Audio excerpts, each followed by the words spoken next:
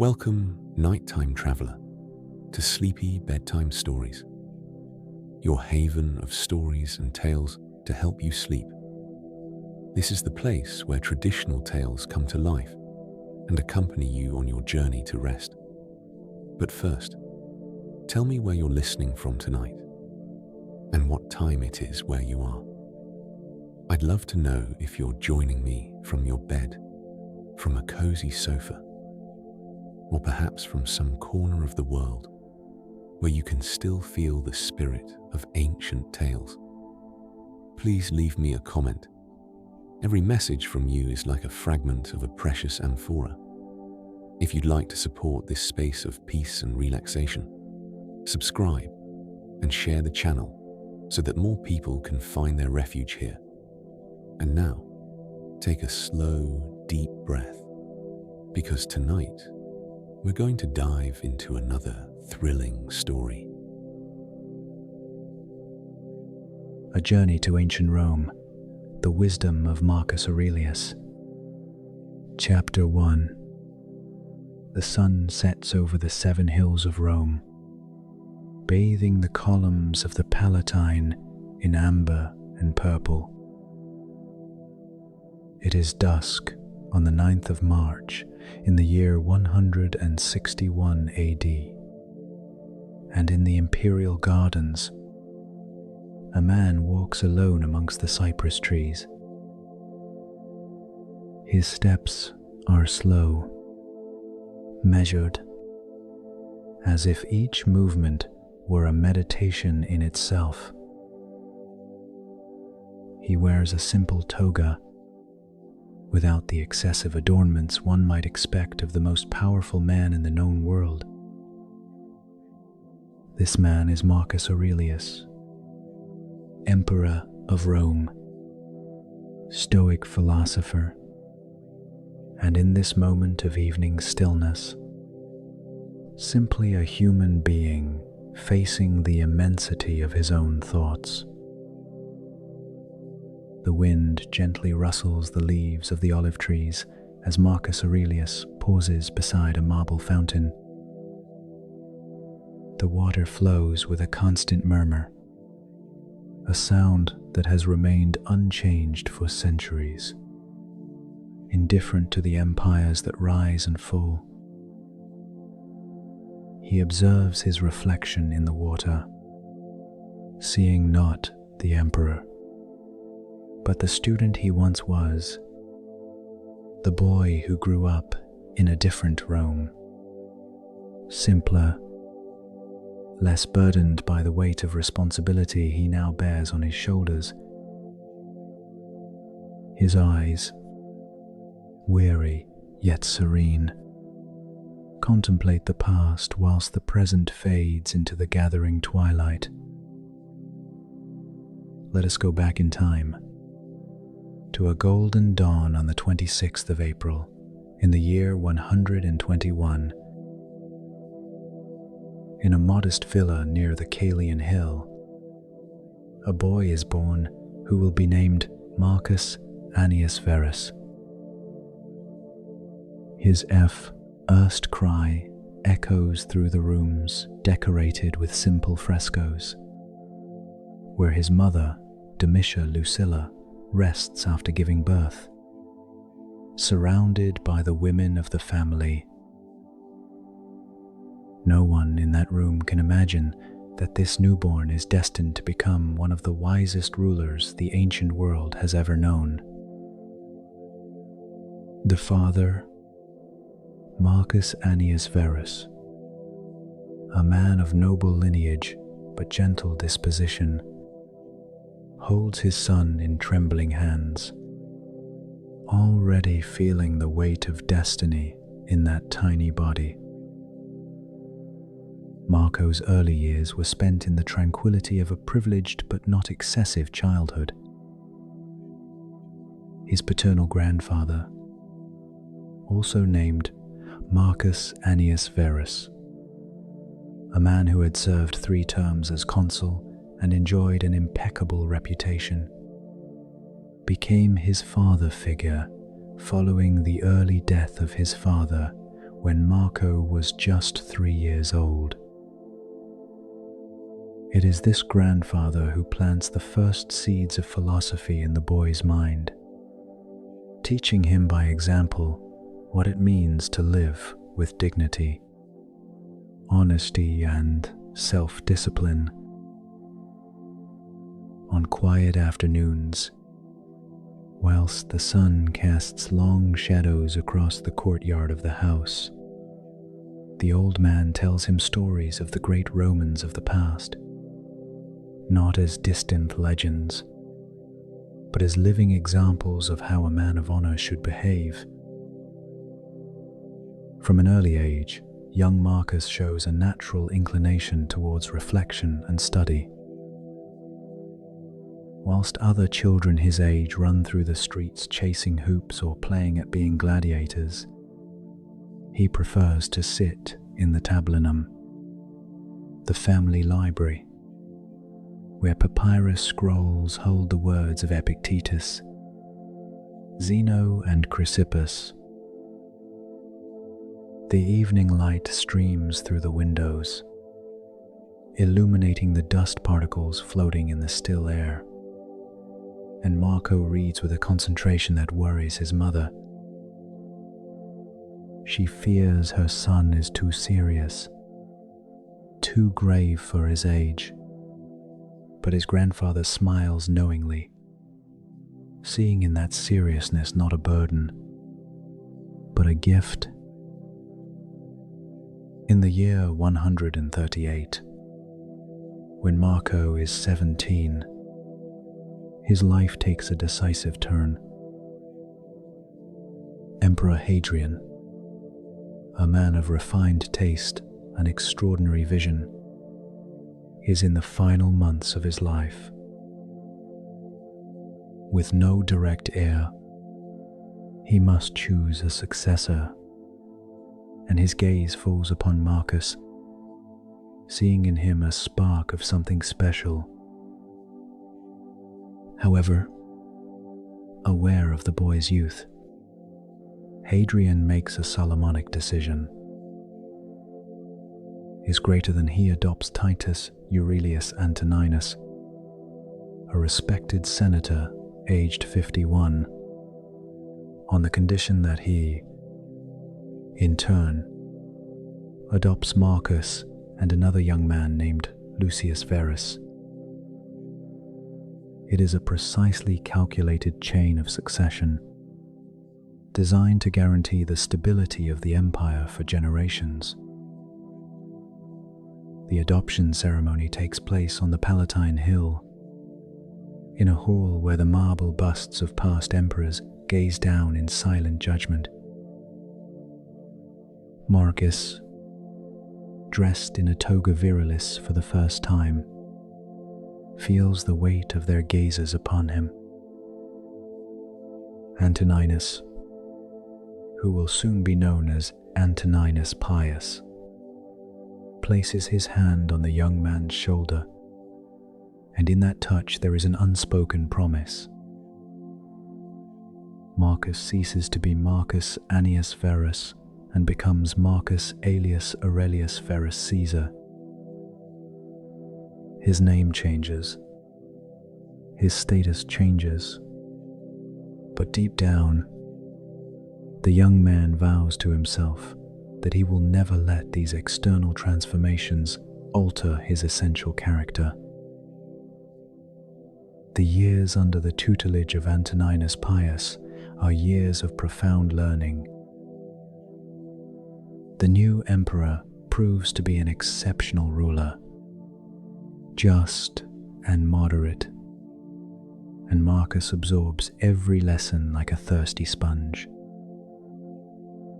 He observes how Antoninus handles the disputes of the Senate with infinite patience, how he manages the empire's finances with prudence, how he treats even the slaves with a consideration that surprises many. But more than lessons in governance, Marcus learns something even more valuable. He learns to view power not as a privilege, but as a service. During these years, Marcus also delves deeper into his philosophical studies. He meets several Stoic teachers who will shape his thinking forever.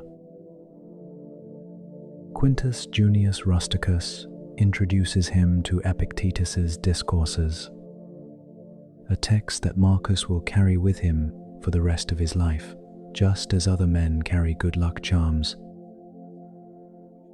The words of the former slave turned philosopher resonate in the soul of the future emperor with crystal clarity.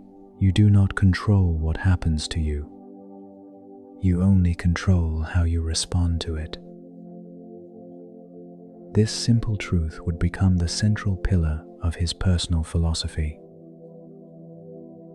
The nights in Rome during these years are mild and star-filled.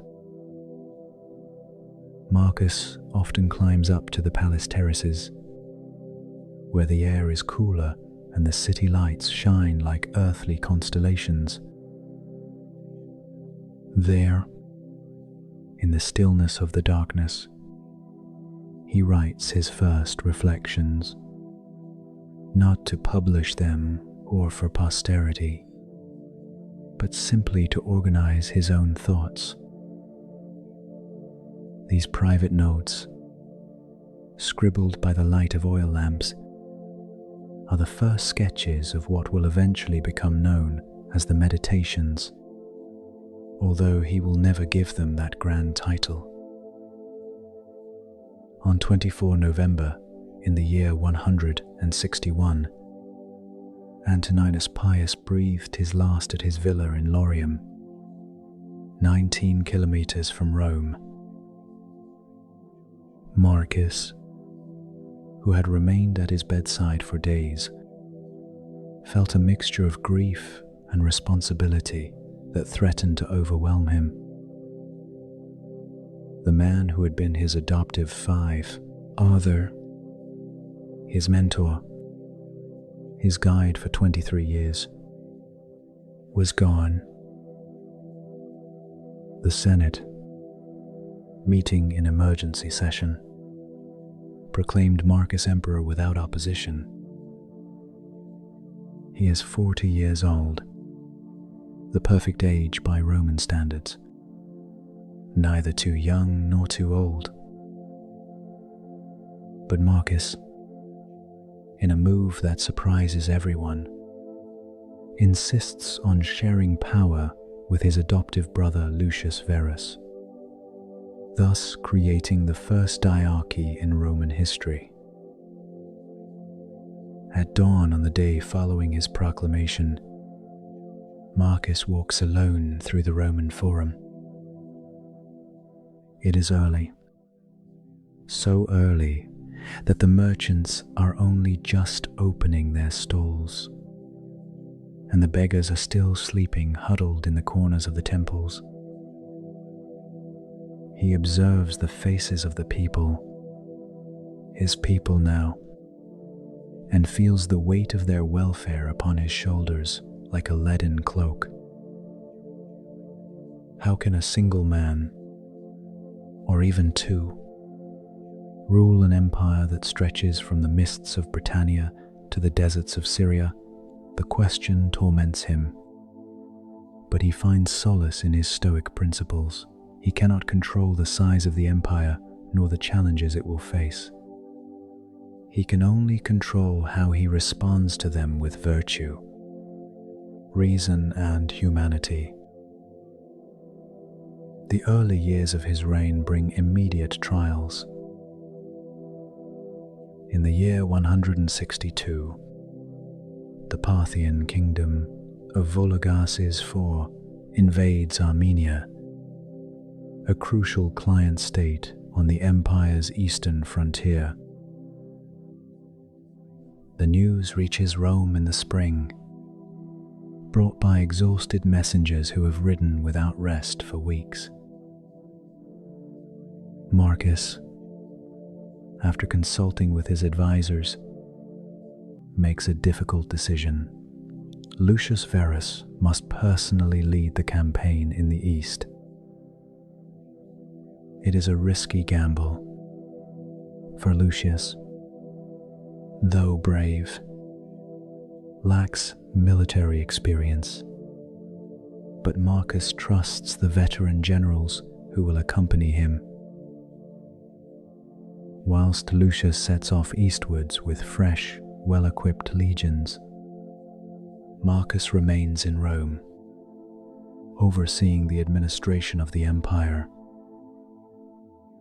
Is greater than he devotes his mornings to court hearings, hearing cases ranging from property disputes between senators to complaints from provincials against corrupt governors. Marcus sits in his curial chair not as a distant judge, but as a genuine seeker of justice. He listens attentively to every testimony, asks penetrating questions, and when he passes judgment, he does so with a fairness that soon becomes legendary. Ordinary citizens begin to call him the philosopher emperor, although he would prefer to be called simply a servant of the people. He devotes his afternoons to study and contemplation. In his private library, surrounded by thousands of scrolls covering the walls from floor to ceiling, Marcus reads and rereads the ancient masters. Plato teaches him about ideal justice, Aristotle about practical virtue, but it is the Stoics who truly speak to his heart. Epictetus constantly reminds him that he is but a mortal playing a temporary role in the great drama of the cosmos. Marcus Aurelius, Emperor of Rome, is simply an actor playing his part, and when the curtain falls, he will be judged not by the title he held, but by how he played it.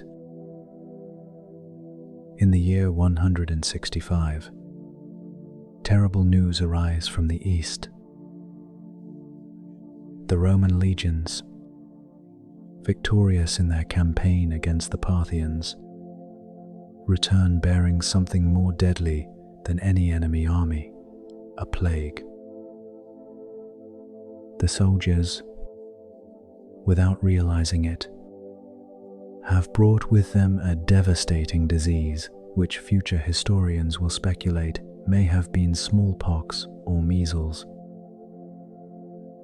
The plague spreads across the empire like wildfire across dry grass. Entire cities are depopulated.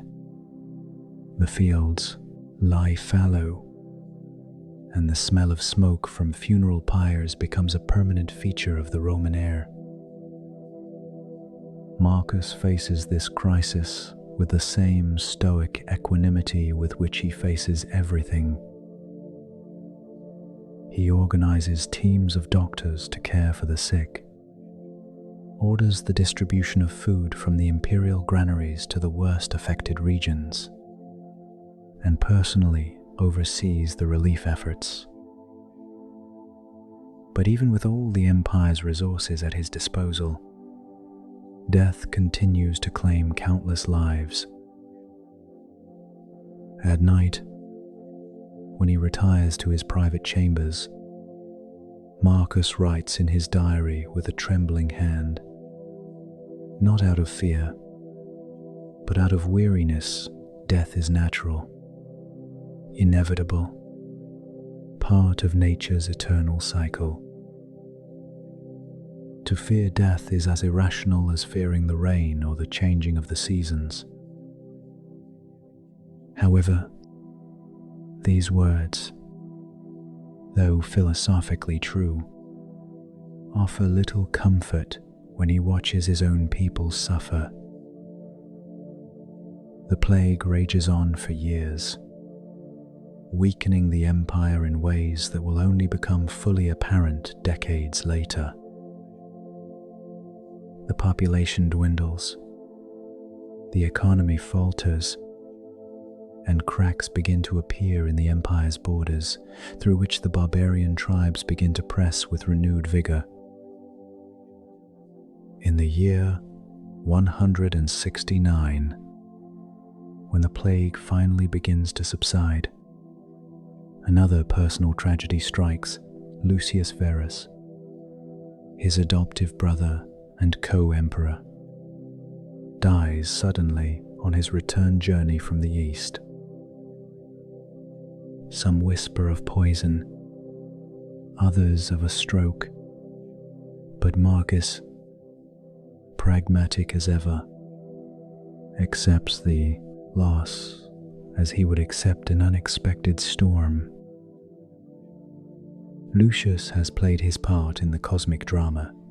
Now it is up to Marcus to carry on alone. But the solitude of supreme power is only temporary. The real challenge comes in the year 167, when the Germanic tribes north of the Danube, pressured by migrations from the east and drawn by the empire's perceived weakness during the plague, cross the river in massive numbers. The Marcomanni, the Quadi, the Sarmatians, peoples with names that sound strange to Roman ears, invade the provinces of Pannonia and Noricum. For the first time in centuries, armed barbarians threaten Italy itself.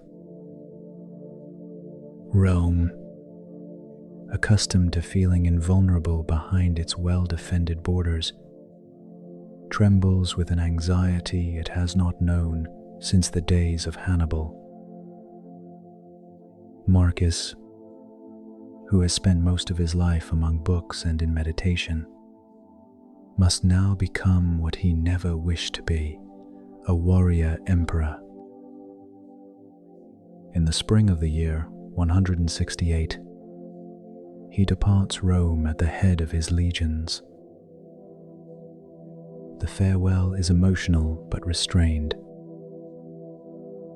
His wife Faustina, a woman of legendary beauty but a complicated reputation, accompanies him part of the way. His children, especially his son Commodus, a 7-year-old boy with bright eyes and a restless spirit, watch their father depart with a mixture of admiration and confusion. Marcus bends down, kisses each of his children on the forehead, and speaks words they will remember for the rest of their lives, vi, as if every day were your last, but act as if you were to live forever. The journey north is long and arduous. The Roman roads, marvels of engineering that have facilitated the movement of armies for centuries, now lead Marcus towards a destination that feels profoundly alien to him. He is no general like Caesar or Trajan, men who found glory in conquest. For Marcus, war is a regrettable necessity, a duty that must be fulfilled not for the love of battle, but out of a sense of responsibility towards those who depend on the empire's protection. Every night, in his tent lit by oil lamps, he writes down his reflections, seeking to maintain his philosophical balance amidst the chaos of the military campaign. The Marcomannic Wars, as they will be known to history, drag on for endless years. These are not grand, decisive battles like those that immortalized Alexander or Caesar, but a slow, exhausting process of sieges, skirmishes, diplomatic negotiations and betrayals. Marcus established his headquarters in Carnuntum, a fortified city on the banks of the Danube, from where he coordinated military operations during the long winters when active campaigning was impossible. It was here, on the cold nights of the Danube, that he wrote most of what we now know as his meditations. The text is not written in Latin, the official language of the empire, but in Greek, the language of philosophy and culture that Marcus loves deeply. The words flow from his pen not as a systematic philosophical treatise, but as scattered reflections, reminders to himself of how he ought to live. When he reads that barbarian troops are threatening our borders, he reminds himself that these people are not evil by nature, but simply ignorant of what is truly good. When he feels frustrated by the slowness of military progress, he reminds himself that the universe unfolds according to its own wisdom, not according to his personal desires, is greater than when he misses Rome, his family, the warmth of the Mediterranean sun. He reminds himself that a true philosopher is at home wherever he can practice virtue. Life on the frontier is hard for everyone, but especially for a man of Marco's age and temperament. He, who would prefer to spend his days in quiet contemplation, must now decide matters of life and death. He must order the execution of prisoners when strategy demands it. He must maintain discipline amongst weary and demoralized troops. He must negotiate with tribal leaders whose languages he barely understands. Yet, even in these brutal circumstances, he tries to retain his humanity. When his generals suggest preemptive massacres of Germanic populations, he insists on seeking diplomatic solutions. When supplies run low and some propose abandoning the wounded to advance more quickly, he orders that no man be left behind. In the year 174, after 6 years of almost continuous campaigning, Marcus finally manages to establish a temporary peace with the tribes. The terms are generous. The barbarians may settle on Roman lands as colonists, in exchange for providing auxiliary troops to the imperial army. It is a pragmatic solution that many senators in Rome consider too lenient. But Marcus understands something his critics fail to see. The empire cannot continue to expand indefinitely. True wisdom lies not in conquering more territory, but in wisely maintaining what is already possessed. He returns to Rome briefly in the year 176, and the city welcomes him as a conquering hero. Triumphs and celebrations are organized, but Marcus takes part in them with visible reluctance. During the triumphal procession, as his golden chariot advances along the Via Sacra, surrounded by deafening cheers, he remains with a serene, almost melancholic expression. A slave, following ancient tradition, whispers constantly in his ear, "Remember that you are mortal." For other emperors, this would be merely an empty ritual. But for Marcus, it is a profound truth that needs no reminding.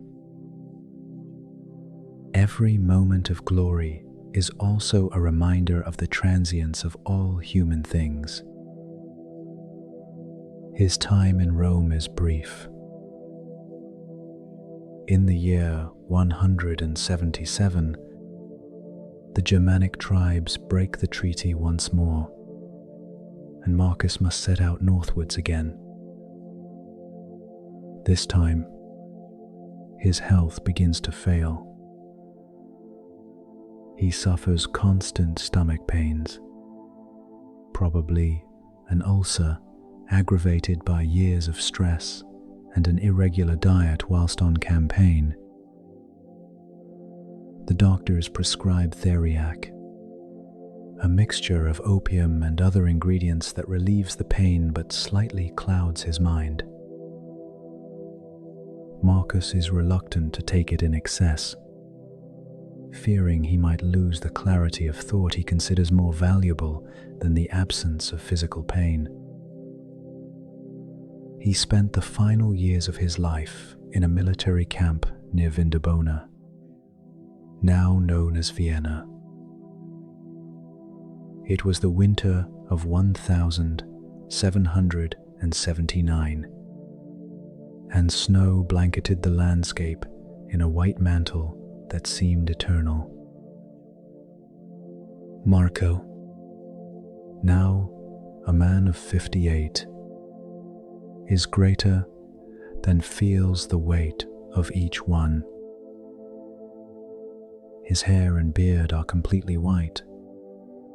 His face is furrowed with deep wrinkles, but his eyes retain that serene clarity that has been his hallmark throughout his life. He spends his afternoons in his tent, writing what will be his final meditations. These final reflections have a tone of farewell, though he himself would probably not recognize it as such. He writes about accepting death as a natural part of the cosmic process, about the importance of not fearing the end, but of ensuring one has lived well.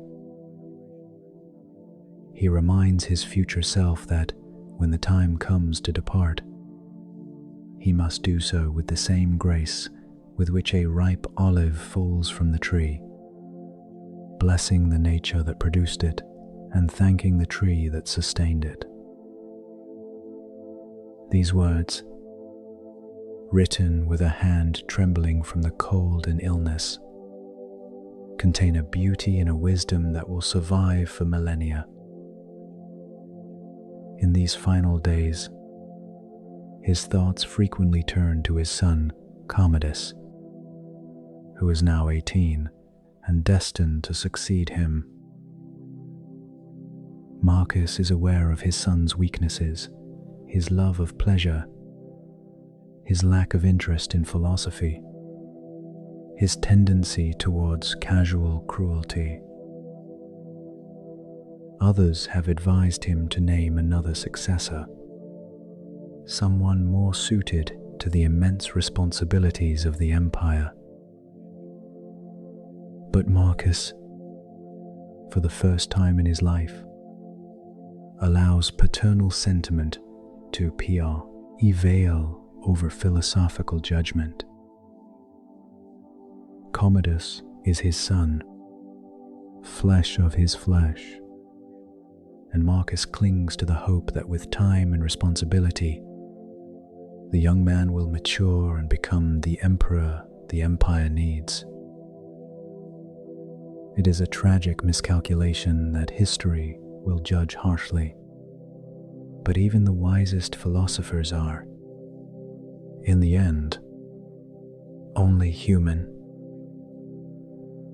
On the 17th of March in the year 180, Marcus Aurelius wakes feeling particularly weak. The fever he has been battling for days has worsened overnight. His doctors crowd around him, offering remedies and comfort which he gently declines. He calls his closest generals to his side and his trusted friends, and gives them his final instructions. These are not grandiose orders concerning conquests or monuments, but simple advice on how best to serve the new emperor and the empire. He asks them to be patient with Commodus, to guide him wisely rather than flatter him with falsehoods. When everyone is left except his personal physician, Marco asks for a moment's privacy. The physician, reluctant to leave him alone, finally agrees and withdraws to a discreet corner of the tent.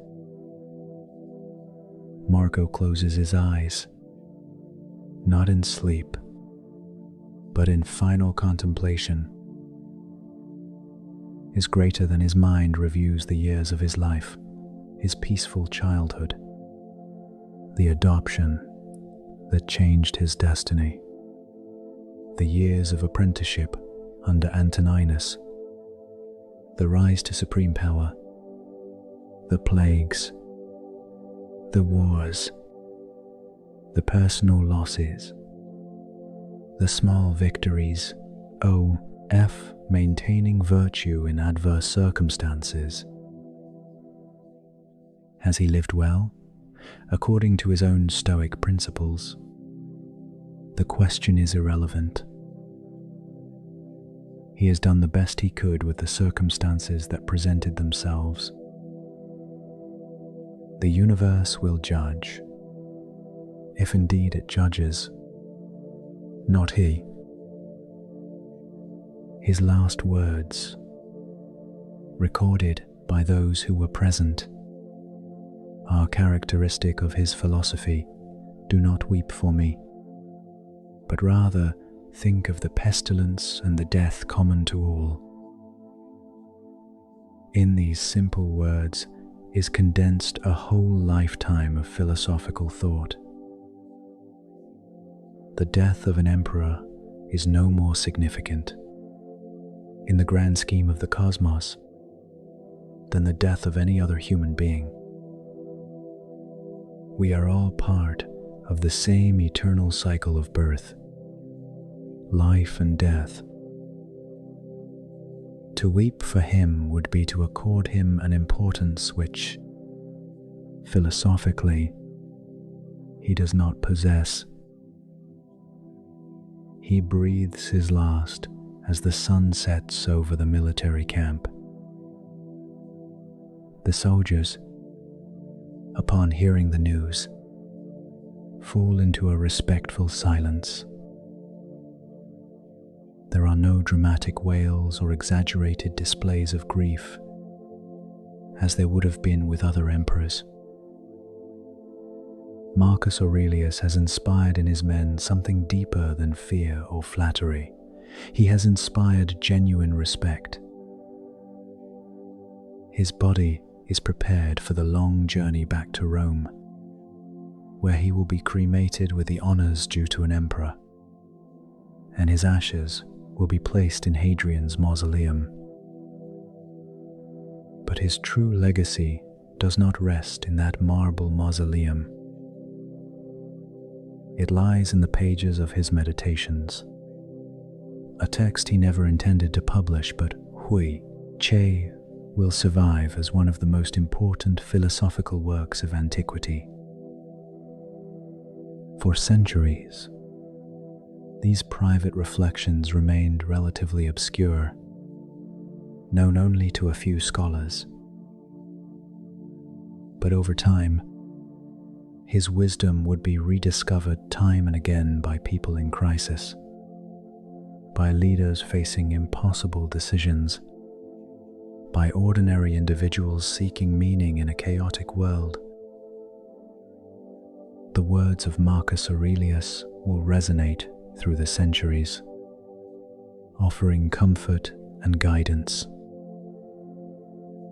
Is greater than when the Roman Stoics have long since passed away, when the empire they ruled has crumbled to dust, when Latin and Greek are no longer spoken in everyday life, his thoughts will continue to be reread, reinterpreted, applied to circumstances he could never have imagined. A student in Renaissance Florence will find strength in his words during a plague. A soldier in the trenches of the First World War will carry a copy of the Meditations in his rucksack. A modern executive in a city of skyscrapers will consult his principles before making a difficult ethical decision. What is it that makes these personal reflections of a Roman emperor who died almost 2 millennia ago still relevant?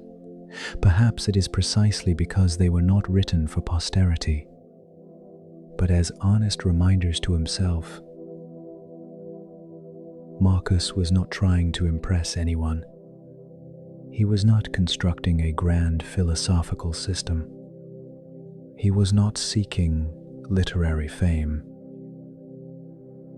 He was simply trying to be a better human being in extraordinarily difficult circumstances. And in that universal struggle, in that daily effort to maintain integrity and compassion in the face of adversity, every person can see their own experience reflected. His teachings are simple yet profound. He reminds us that we do not control the external circumstances of our lives, only our responses to them. He teaches us that anger, envy, and resentment harm us more than they harm their targets. He shows us that true freedom does not come from the absence of external constraints, but from mastery over our own passions and judgments. He invites us to contemplate our own mortality, not with terror, but with the serene acceptance that we are part of a natural process greater than ourselves. But perhaps the most important lesson Marcus Aurelius leaves us is that wisdom and power are not incompatible. In an age when supreme power frequently corrupts even the most virtuous men, he demonstrated that it is possible to maintain philosophical integrity whilst ruling an empire. He was not a perfect ruler. He made mistakes, particularly in the choice of his successor. But in every decision, in every action, he sought to be guided by principles of reason, justice, and common humanity. Night falls once more upon Rome, as it has done for countless generations. The lights of the modern city shine where the oil lamps of the ancient world once burned. Tourists stroll through the Roman Forum, now picturesque ruins, without fully imagining the vibrant life that once pulsed through these stones. But some way, in this city or another, someone opens a slim volume entitled Meditations. Perhaps it is a student stressed before an important exam, or a new parent overwhelmed by new responsibilities, or an elderly person facing their mortality. They read the words written so long ago in a tent on the cold banks of the Danube, and find in them something that resonates with their own experience. The universe is transformation. Read, life is opinion. These simple words contain a truth that transcends time and culture. Everything is constantly changing. Nothing remains static. And our suffering stems mainly not from the circumstances themselves, but from our opinions and judgments about them. If we can change our judgments, we can transform our experience of life, not by avoiding difficulties, which are inevitable, but by facing them with equanimity and wisdom. Marcus Aurelius never considered himself a saint or a perfect sage. He saw himself as a perpetual student of philosophy, someone who struggled daily to live by his principles. His meditations are full of reminders and self-reprimands, evidence that even after decades of philosophical practice, he still found himself falling short. But perhaps it is precisely this honesty about his own struggles that makes his words so powerful. He does not speak to us from a pedestal of attained perfection, but from the shared experience of human imperfection. In one of his most moving reflections, he writes of waking up each morning and reminding himself that he will encounter difficult, unpleasant, ungrateful people. But then he reminds himself that these people act this way out of ignorance of what is truly good, and that he himself is no better than them in essence. This ability to maintain compassion even towards those who frustrate or betray him is perhaps the most remarkable achievement of his practical philosophy. It is not a sentimental or naive compassion, but one based on a deep understanding of shared human nature. The stars shine over Rome as they have done since time immemorial. Marcus Aurelius often gazed at these stars from his tent, reminding himself of the vastness of the cosmos and the relative insignificance of his personal concerns. On a cosmic scale, the problems of the Roman Empire, however important they might seem, were as fleeting as the flicker of a firefly. This cosmic perspective did not lead him to nihilism or despair, but to a form of freedom. If everything is transient, then failures are not eternal disasters, and successes are not grounds for lasting arrogance. Both are simply moments in the infinite flow of time. This ancient wisdom, born of the meditations of a Stoic emperor, still invites us today to view our own lives with a similar perspective.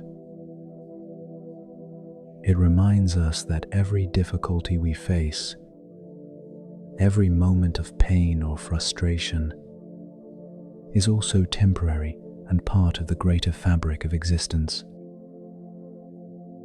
And in that understanding, we can find not passive resignat, but an active peace that allows us to carry on with our responsibilities without being overwhelmed by them. Marcus Aurelius's legacy is not carved in stone nor cast in bronze, though there are many statues depicting him. His true legacy lives on in every person who, when faced with adversity, chooses to respond with reason rather than blind emotion, with compassion rather than anger, with serene acceptance rather than bitter resistance. It lives in every act of service performed without expectation of reward, in every moment of honesty in circumstances where a lie would be more convenient, in every gesture of kindness towards someone who cannot return it. And so, as the night wind blows gently over the ruins of the Forum, carrying with it the whisper of centuries past, We can almost hear the calm voice of the philosopher emperor reminding us one last time, live each day as if it were complete in itself. Do not put off virtue until tomorrow. Do not wait for perfect circumstances to begin living well. This moment, now, is all you truly possess. Use it wisely, live virtuously, and when your time comes to depart, do so with the grace of one who has fulfilled their role in the great drama of the universe. When Commodus assumes power following his father's death, the empire undergoes a transformation that would have broken Marcus Aurelius's heart. The young emperor, finally freed from the shadow of his philosopher father, indulges in excesses with a recklessness that scandalizes even a Rome accustomed to imperial decadence. But that is a story for another time. Now, as the moon rises over the eternal city, let us return to Marcus's formative years, to those moments that shaped the man who would eventually become Rome's wisest emperor. In the year 145, when Marcus is 24, he marries Faustina the Younger, daughter of Antoninus Pius. It is an arranged marriage, as befits his position, but over time it blossoms into something deeper. Faustina is an extraordinary woman, beautiful by all accounts, but also intelligent and politically astute. Rumors about her fidelity will haunt her throughout her life. Whispers of lovers at court, of indiscretions in the imperial villas. Marcus, if he ever hears these rumors, never gives them public credence. He applies to his marriage the same stoic principles he applies to everything else. He cannot control Faustina's actions, only his own responses to them. The wedding ceremony takes place in spring, when Rome is at its most splendid. The gardens of the Palatine Hill are ablaze with flowers, and the scent of roses and jasmine fills the air. Marcus, dressed in a purple and gold wedding toga, waits for his bride with a mixture of nervousness and philosophical calm. When Faustina appears, covered in the traditional saffron-colored veil, their eyes meet for a moment, and in that glance there is a tacit understanding. Both understand that their union is more than personal. It is political, dynastic, crucial to the stability of the empire. But perhaps, with time and effort, it may also be something more. The years that follow are years of intertwined fertility and tragedy. Faustina gives birth to 13 children, an extraordinary number even by Roman standards. But infant mortality is cruel and relentless, making no distinction between palaces and huts. One after another, most of these children die in infancy or early childhood. Marcus, whenever he receives news of another death, retreats to his library and writes.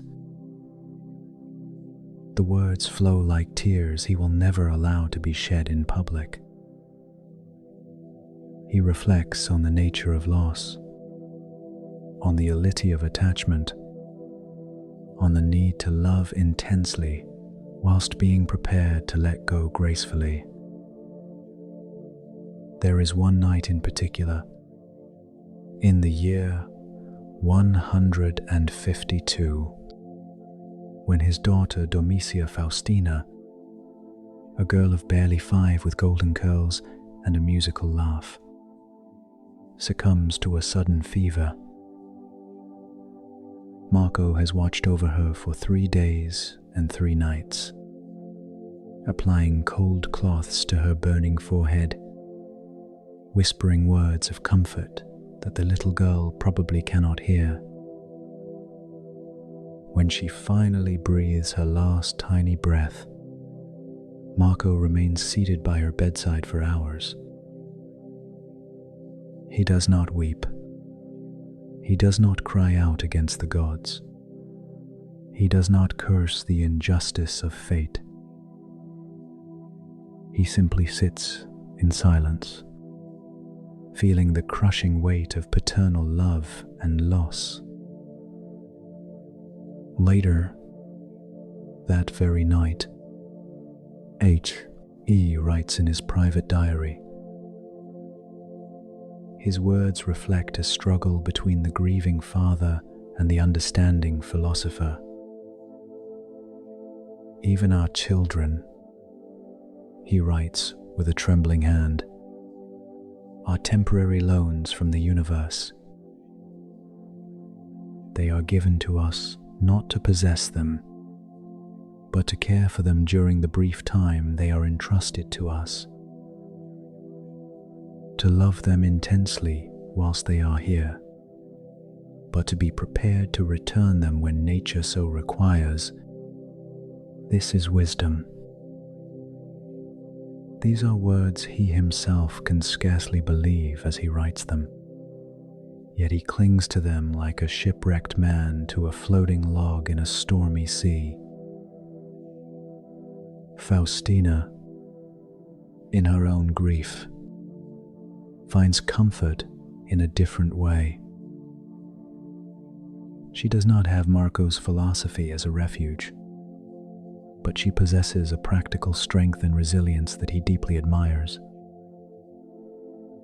After every loss, she recovers more quickly than he does, returning to her duties at court, to her charitable projects, to the administration of the vast imperial estates. In a way, they complement each other. Marcus's contemplative philosophy balanced by Faustina's active pragmatism.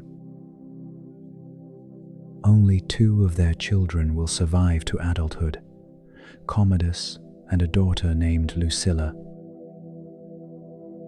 Marcus places boundless hopes in both, especially in Commodus, the male heir.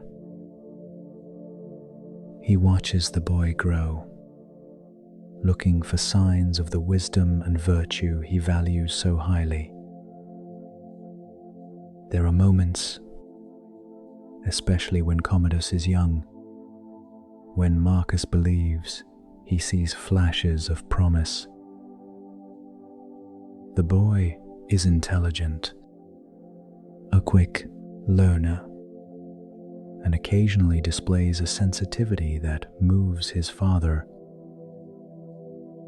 But as Commodus grows up, especially during his adolescence, other traits begin to emerge: a growing vanity, a fascination with gladiatorial games that Marcus finds disturbing, a tendency towards casual cruelty towards slaves and animals. Marcus tries to guide his son with infinite patience. He assigns him the finest tutors in philosophy, rhetoric, and military arts. He personally teaches him the Stoic principles that have guided his own life. But there is a resistance in Commodus, an imperviousness to these lessons that deeply frustrates Marcus. It is like trying to carve marble with feathers. The young prince nods politely during the philosophy lessons, but his mind is clearly elsewhere, perhaps on the games in the Colosseum or on the pleasures of the flesh he is beginning to discover. In the year 166, when Commodus was just 5 years old, an incident occurred that Marcus would never forget. The boy was discovered torturing a hunting dog in the palace gardens, tearing the wings off a trapped fly whilst the animal whimpered in pain. A horrified slave intervenes and reports the incident to Marcus. The emperor summons his son to his private study. There are no shouts or physical punishments. That is not Marcus's style. Instead, he sits down with the boy and speaks calmly to him about compassion, about the interconnectedness of all living beings, about how cruelty towards the weakest create. Yours is a sign of weakness, of character, not of strength. Commodo listens with downcast eyes, mutters an apology that sounds rehearsed rather than sincere, and is dismissed. Marco is left alone in his study, feeling for the first time the cold touch of the fear regarding the future of the empire. What will happen when this boy, with his worrying inclinations, assumes absolute power? The question torments him, but he dismisses it as quickly as it arises. He cannot control what Commodo will be in the future. He can only continue to try to guide him in the present. And if he fails, if his son becomes a tyrant, well, that too will be beyond his control. Marco's only obligation is to do the best he can now, at this moment. Meanwhile, the responsibilities of government continue unabated. Marcus becomes deeply involved in the legal reform of the empire, a project that absorbs years of his attention. He firmly believes that laws must be based on principles of natural justice, not simply on tradition or convenience. He works with eminent jurists to codify and humanize the Roman legal system. Particular attention is paid to the rights of slaves. Although Marcus, a product of his time, never questions the institution of slavery itself. However, he insists that even slaves deserve protection against extreme abuse, the right to basic humane treatment, and reasonable opportunities to earn their freedom. One summer afternoon in the year 163, Marcus P. Personally presides over a case that has become famous in Rome. A wealthy senator has been accused of killing one of his slaves in a fit of rage. According to traditional law, this is entirely legal. A master has absolute authority over the lives of his slaves. But Marcus, applying new legal interpretations based on Stoic principles of universal humanity, rules against the senator. The sentence is not severe by modern standards. A considerable fine and public censure but the principle established is revolutionary. It sends the message that even slaves are human beings with a certain right to legal protection. The decision causes controversy amongst the senatorial elite. Some accuse him of undermining the foundations of Roman society, of weakening the necessary authority of masters over slaves. Marcus listens to these criticisms with his characteristic equanimity. At a meeting of the Senate, he explains his reasoning with calm clarity. Slaves, he says, though unfortunate in their status, share with us the divine spark of reason. They are our brothers in humanity, though not in circumstances. To treat them with unnecessary cruelty is not only unjust to them, but corrosive to our own character. A man who can capriciously kill a slave today, what will stop him from acting tyrannically towards free citizens tomorrow? These arguments do not convince everyone, but Marcus's moral force, combined with his imperial authority, prevails. Legal reforms continue, eyeing precedents that will influence Roman law for the remaining centuries of the empire. It is one of his most enduring achievements, though less celebrated than the military victories he never sought. Evenings in Rome during these years have a golden quality in memory. Marcus often walks through the Forum at dusk, when the crowds have dispersed and the ancient city breathes in momentary stillness. He watches the merchants closing their shops, mothers carrying tired children home, and the elderly sitting on stone benches sharing stories of the day. These everyday scenes bring him more peace than all the imperial ceremonies. Here is the real Rome, not the palaces and triumphs, but the ordinary lives of ordinary people trying to live as well as they can. Occasionally, a citizen recognizes him despite his simple attire and minimal escort. They approach him timidly, perhaps hoping for an audience or a favor. Marco always stops, always listens. He does not promise what he cannot deliver, but offers what he can: genuine attention, honest consideration of their concerns, and, when appropriate, concrete action. These personal interactions, though small on the grand scale of the empire, are, for Marco, the essence of what it means to be emperor.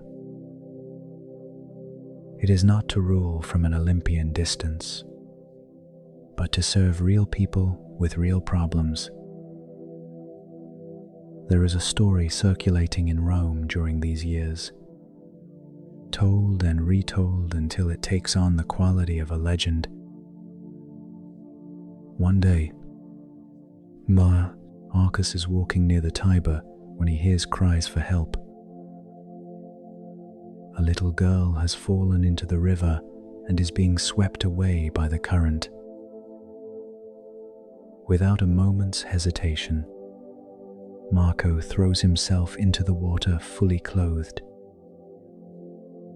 The Tiber in spring is treacherous, with strong currents and icy water from the alpine thaw.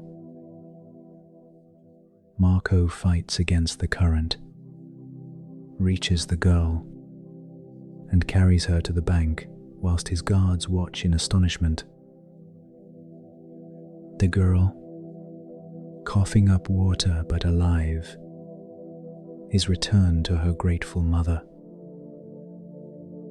Marco, soaked and shivering, simply shakes off the water and continues on his way as if nothing out of the ordinary had happened. When the story reaches Faustina's ears, she gently reprimands him. What would have happened if she had drowned? What would have become of the empire?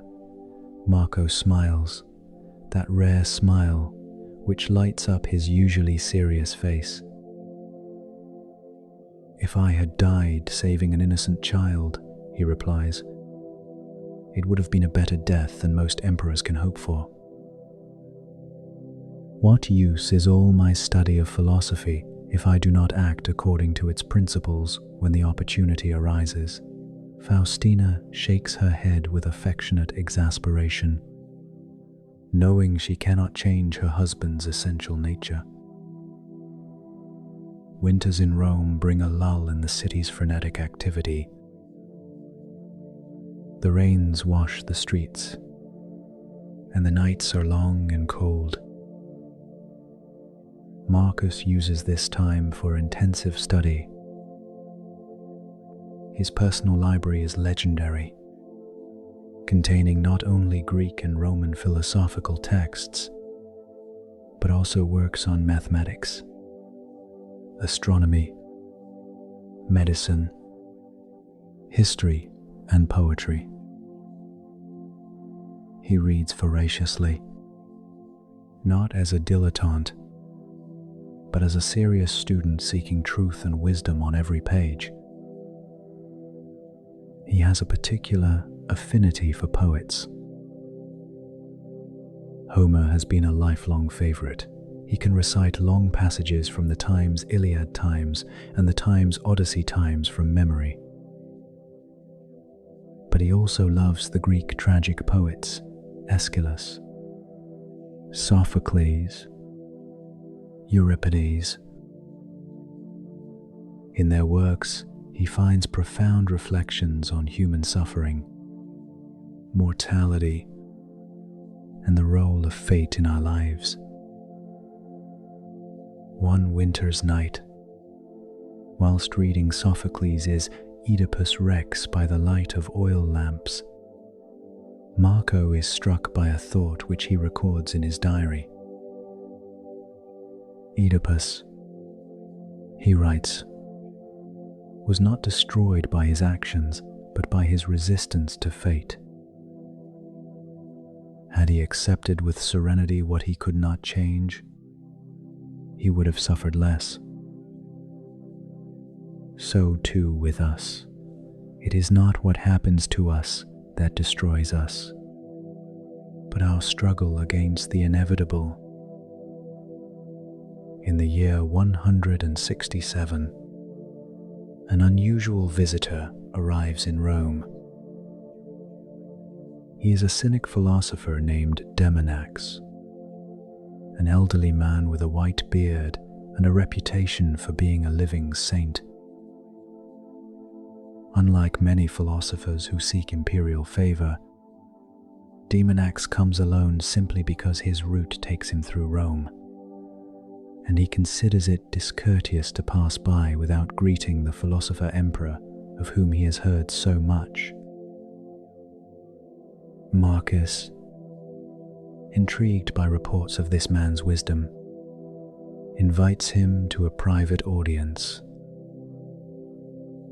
They meet not in the formal throne room, but in the gardens of the Palatine Hill, beneath H, an ancient plane tree that has seen generations of emperors come and go. The two men sit on simple stone benches, without ceremony or formality. For hours they talk of philosophy, of the nature of good and evil, of how a wise man ought to live. Demonax is direct to the point of brusqueness, a quality that stands in refreshing contrast to the constant flattery Marcus receives from courtiers. At one point, Demon X asks Marcus how he reconciles his Stoic philosophy with the immense responsibilities of the empire. Is it not contradictory, suggests the cynic, to seek inner serenity whilst ruling an empire built on conquest and domination?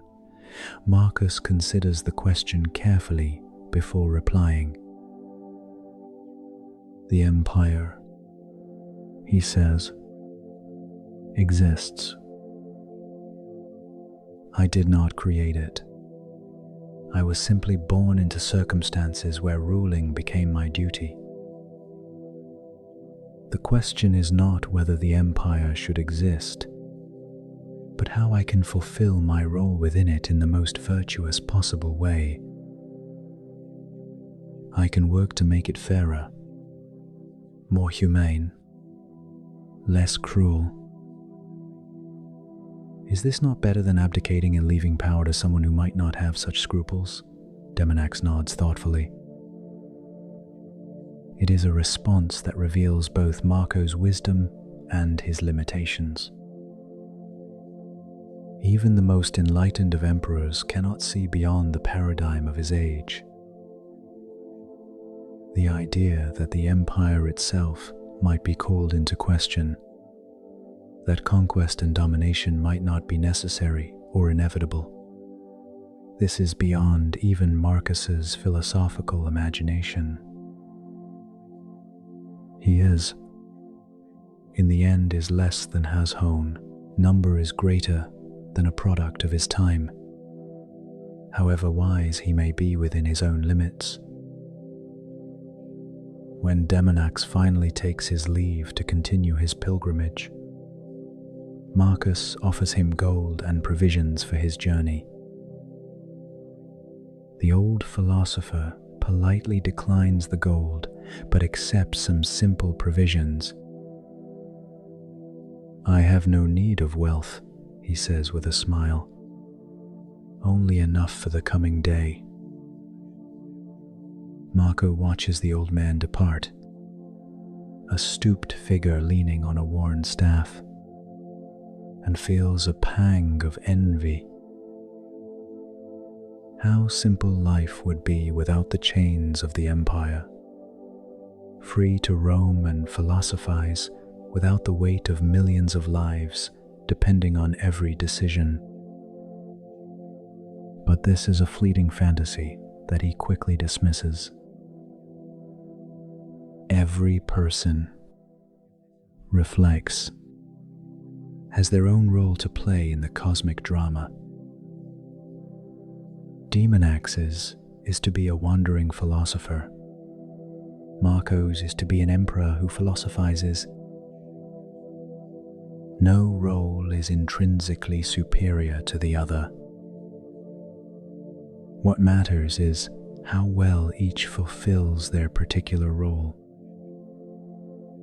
The years pass with the inevitability of the seasons. Marco grows old. His hair turns grey. His face wrinkles. But his commitment to philosophy and virtue never wavers. If anything, it intensifies with age, as if he felt time slipping away and wanted to extract every drop of wisdom from the years he has left. His writings from this period show a deepening of his thought, shifts towards an increasingly cosmic perspective that views human affairs as fleeting flashes in the eternity of the universe. One reflection from this period is particularly moving. Imagine, he writes, the whole of human history condensed into a single day. The rise of Egypt would be barely a minute after dawn. Greece would flourish for a few moments at midday. Rome would emerge in the afternoon. and your own life, all your experience, your struggles and triumphs would literally be less than the blink of an eye. How, then, can you take your momentary problems too seriously? This perspective does not lead Marcus to nihilism, but to a peculiar freedom to act virtuously without attachment to results. In the year 175, during a brief return to Rome between military campaigns, Marcus contracted a serious illness, possibly pneumonia. For weeks he hovered on the brink of death, with a high fever that caused him to delirium. In his moments of lucidity, he calmly prepared himself to die. He is not afraid, only curious about what, if anything, comes next. He gives his final instructions, ensures his affairs are in order, and then surrenders to the illness with the acceptance of a philosopher who has spent his whole life preparing for this moment. But his time has not yet come.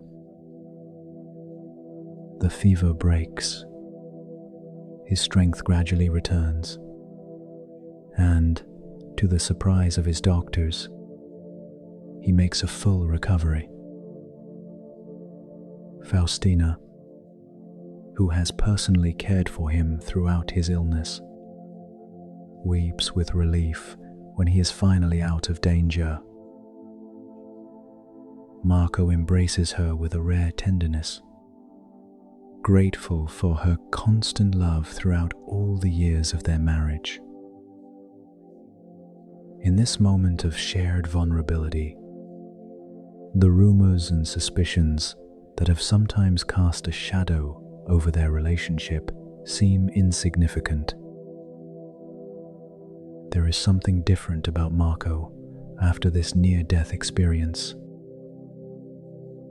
It is not that he has become more cautious or fearful, but rather that he seems even more detached from worldly concerns.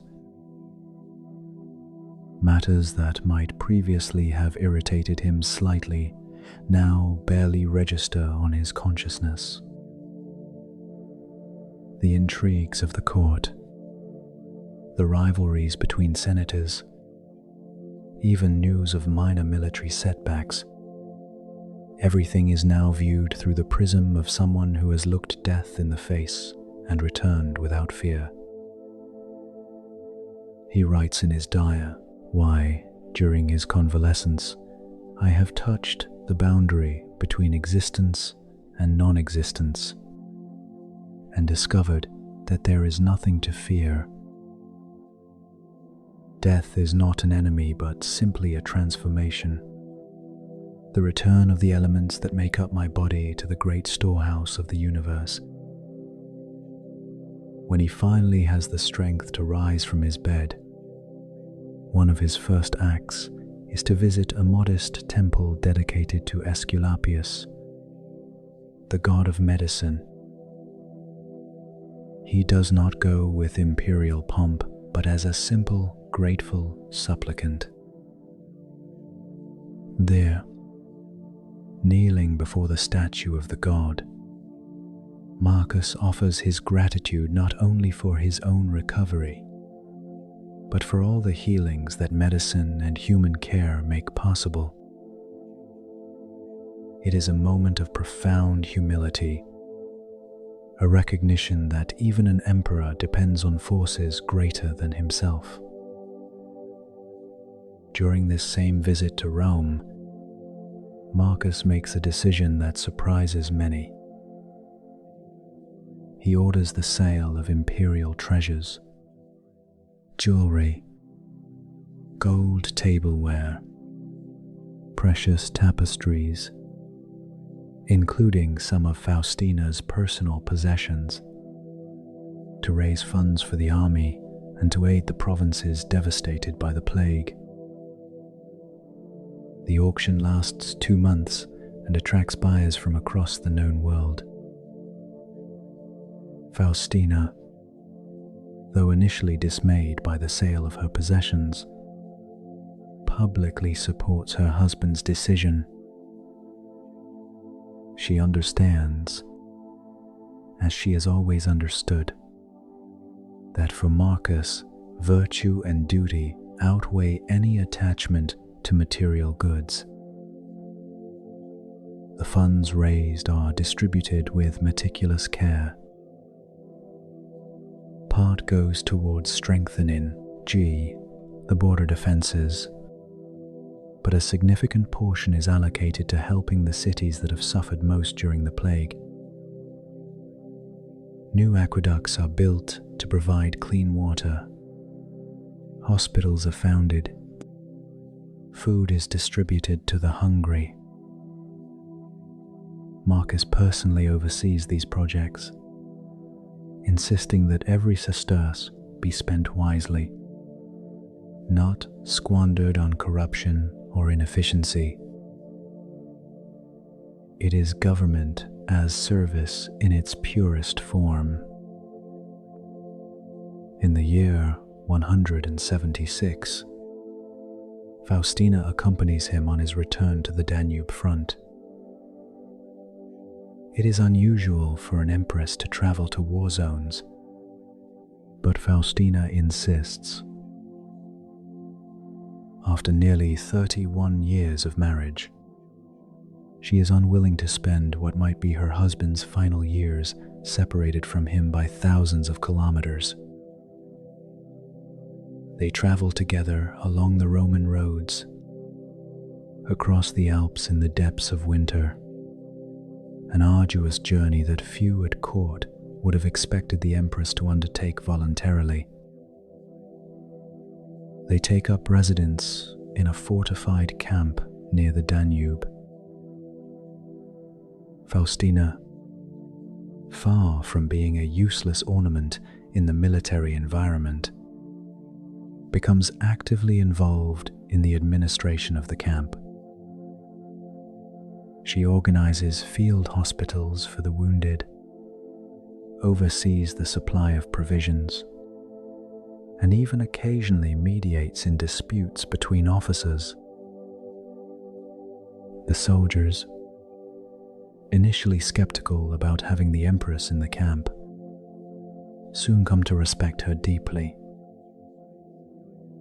She displays quiet courage under the occasional fire of barbarian raids, never complains about the hardships, and treats the rank-and-file soldiers with a dignity they do not expect from someone of her position. It was during this period, in the autumn of 175, that Faustina fell ill. The illness strikes suddenly, a fever that responds to no treatment. Mark abandons all his duties to stay by her side.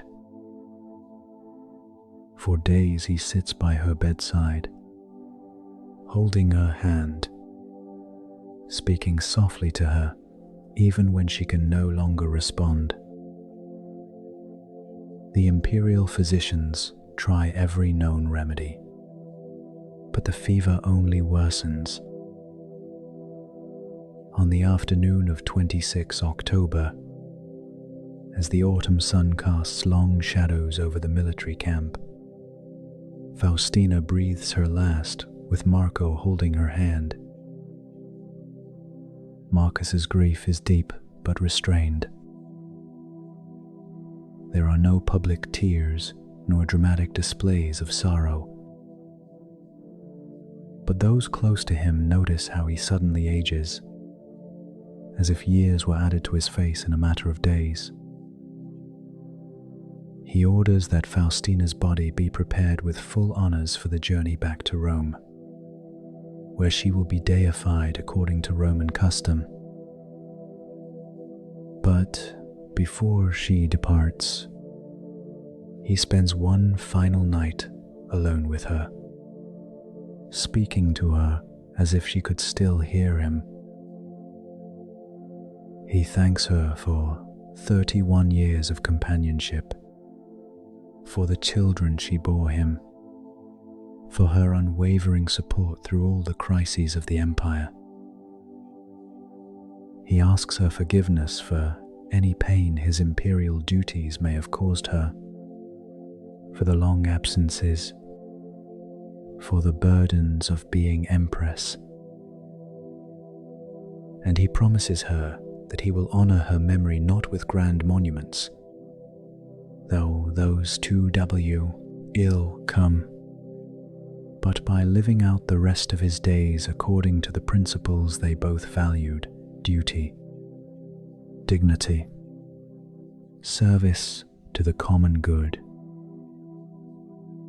After Faustina's body is sent to Rome, Marcus throws himself into his work with renewed intensity.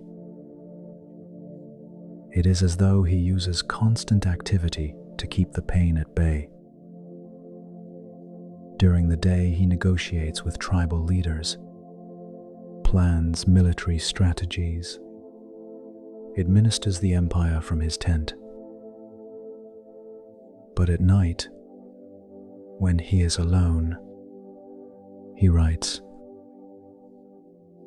The meditations from this period have a tone of melancholic farewell. He reflects on the transience of all human relationships, on how even the deepest love is subject to dissolution by death. However, she finds comfort in her philosophy. Faustina has not ceased to exist. She reasons. She has simply changed form. The atoms that made up her body will now return to the great cycle of nature, becoming other things, other people, perhaps. And if there is something of the soul that persists, as some philosophers suggest, then she has passed into a different state of existence, one that is beyond her comprehension, but not necessarily worse than the life she left behind. These reflections, though they do not take away her pain, allow her to bear it with dignity. The winter of the year 176 is particularly brutal on the Danube.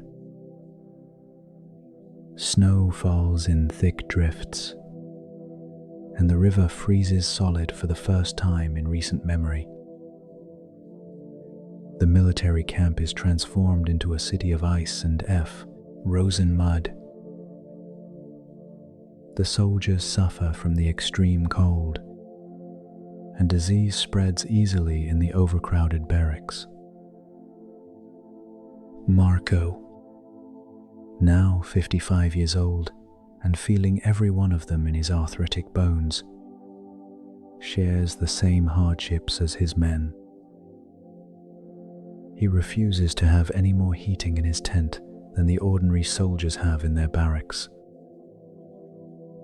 During the long winter nights, when military operations are suspended due to the weather, Marco devotes himself intensely to his writing. It is during this period that many of his deepest reflections take shape. He writes about the meaning of suffering, arguing that difficulties are not obstacles to virtue, but opportunities to practice it.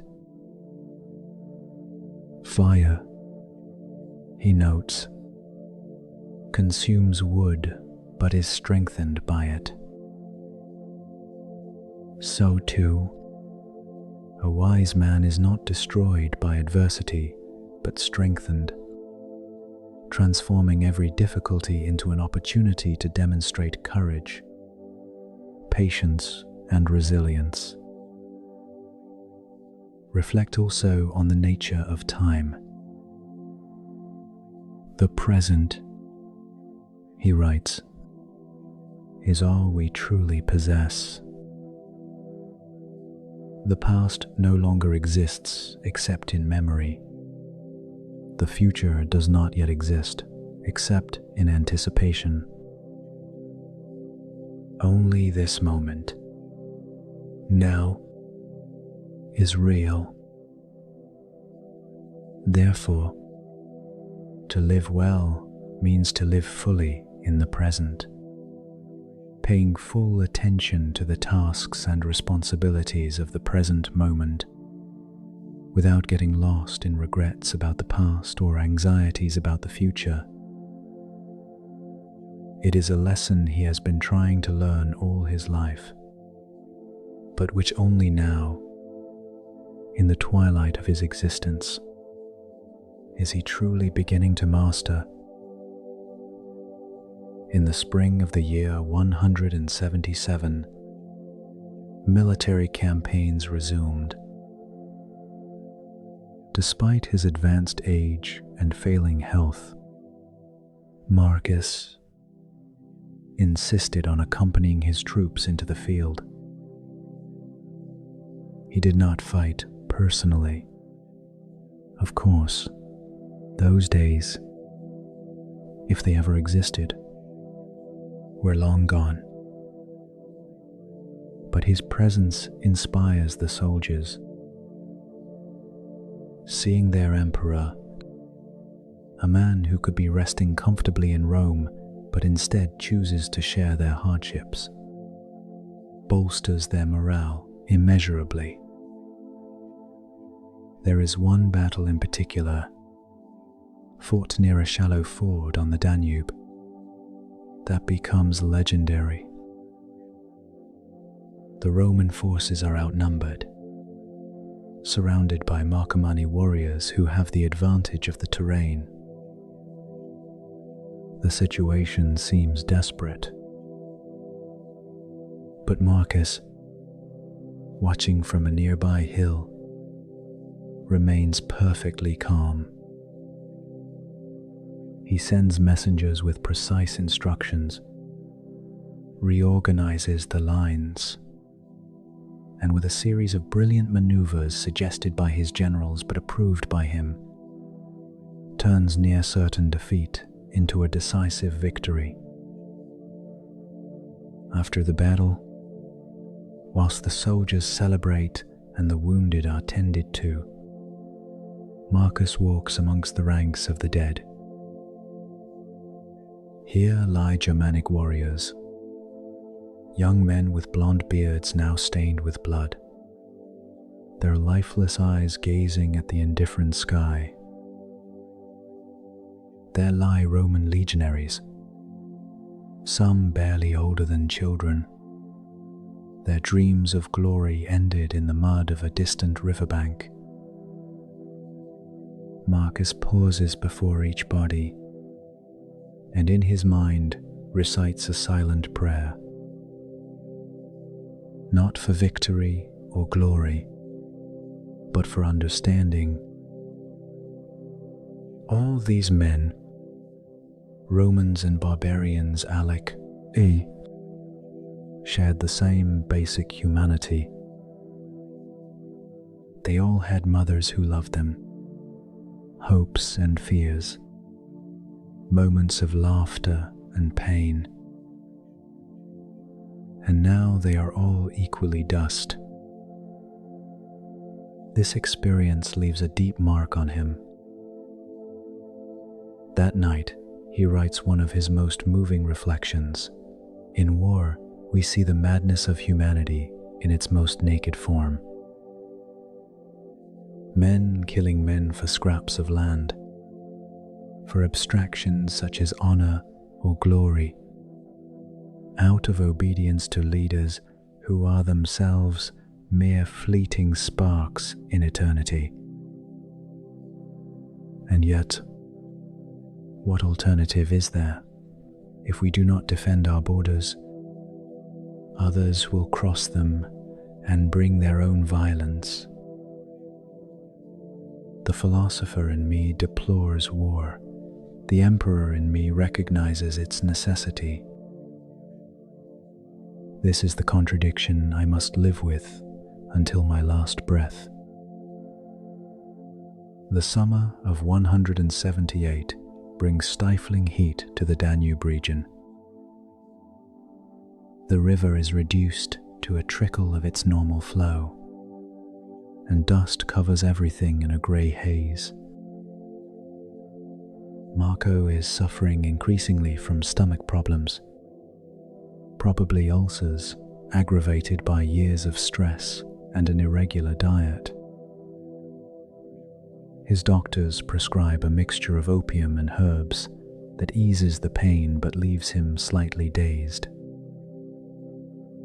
He fights against this mental fog by reducing the doses as much as he can tolerate the pain, desperate to maintain the clarity of thought he has always valued above all else. During this period, Commodore, now a 17-year-old, arrives at the camp. Marco hasn't seen him for months and watches his son with a mixture of hope and apprehension. Commodore has grown. He has become a robust young man with the physique of an athlete. But there is something in his eyes, a hardness, a barely contained arrogance that worries his father. During shared meals, Marco tries to connect with his son, asking him about his studies, his thoughts on philosophy and government. But Commodus responds with mechanical politeness, clearly bored, his mind obviously elsewhere. One afternoon, Marcus discovers Commodus on the outskirts of the camp, fighting with gladiators brought in for the troops' entertainment. The young prince, clad only in a loincloth, fights with a practiced sword against professional opponents, and, to Marco's horror, seems to genuinely enjoy the violent combat. There is a savage gleam in his eyes when he lands a particularly brutal blow. Marco intervenes, ordering the training to cease. Later, in private, he confronts his son. "Is this what you wish to be?" he asks in a controlled but clearly pained voice, "a gladiator with a crown? Have you forgotten everything I have tried to teach you about the dignity of the office you will inherit?"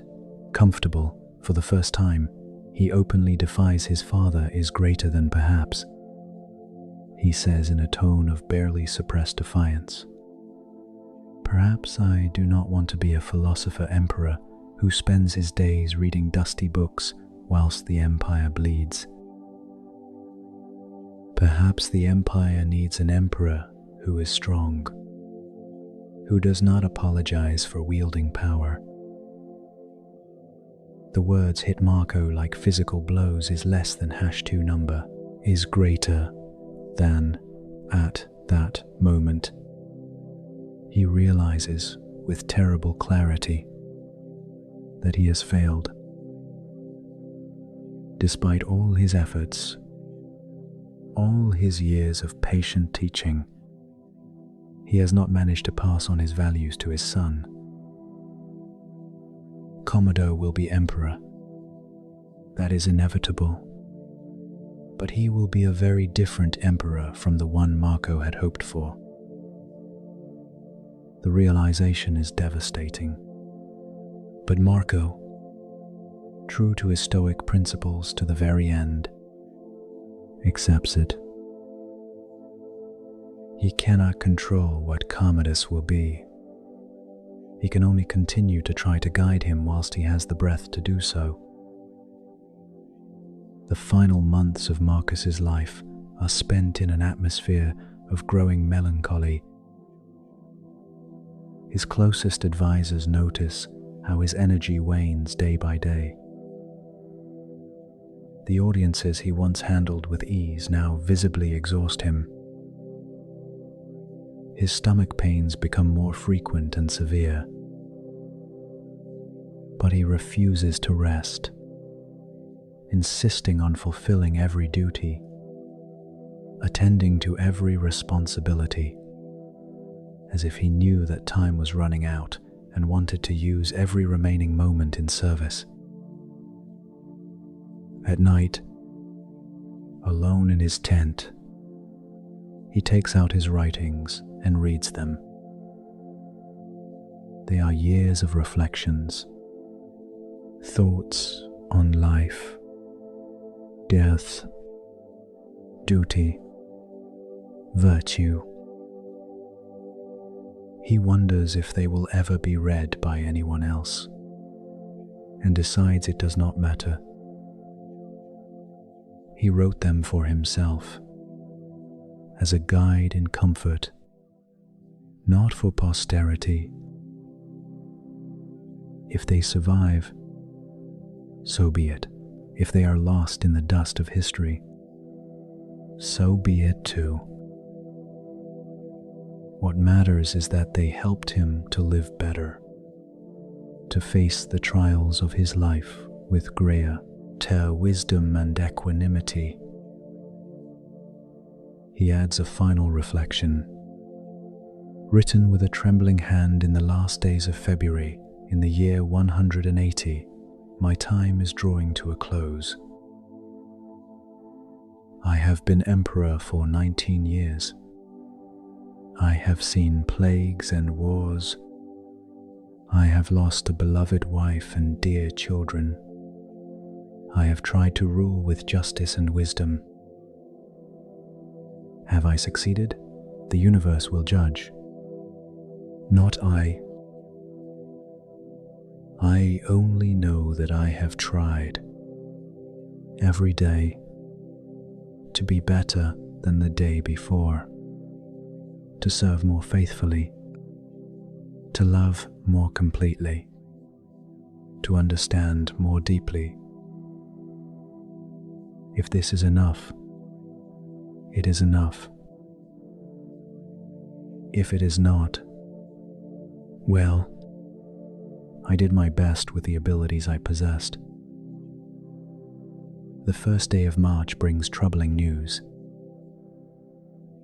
A new coalition of Germanic tribes is forming in the north, threatening to shatter the hard-won peace. Marcus must decide whether to launch a preemptive campaign or try diplomacy.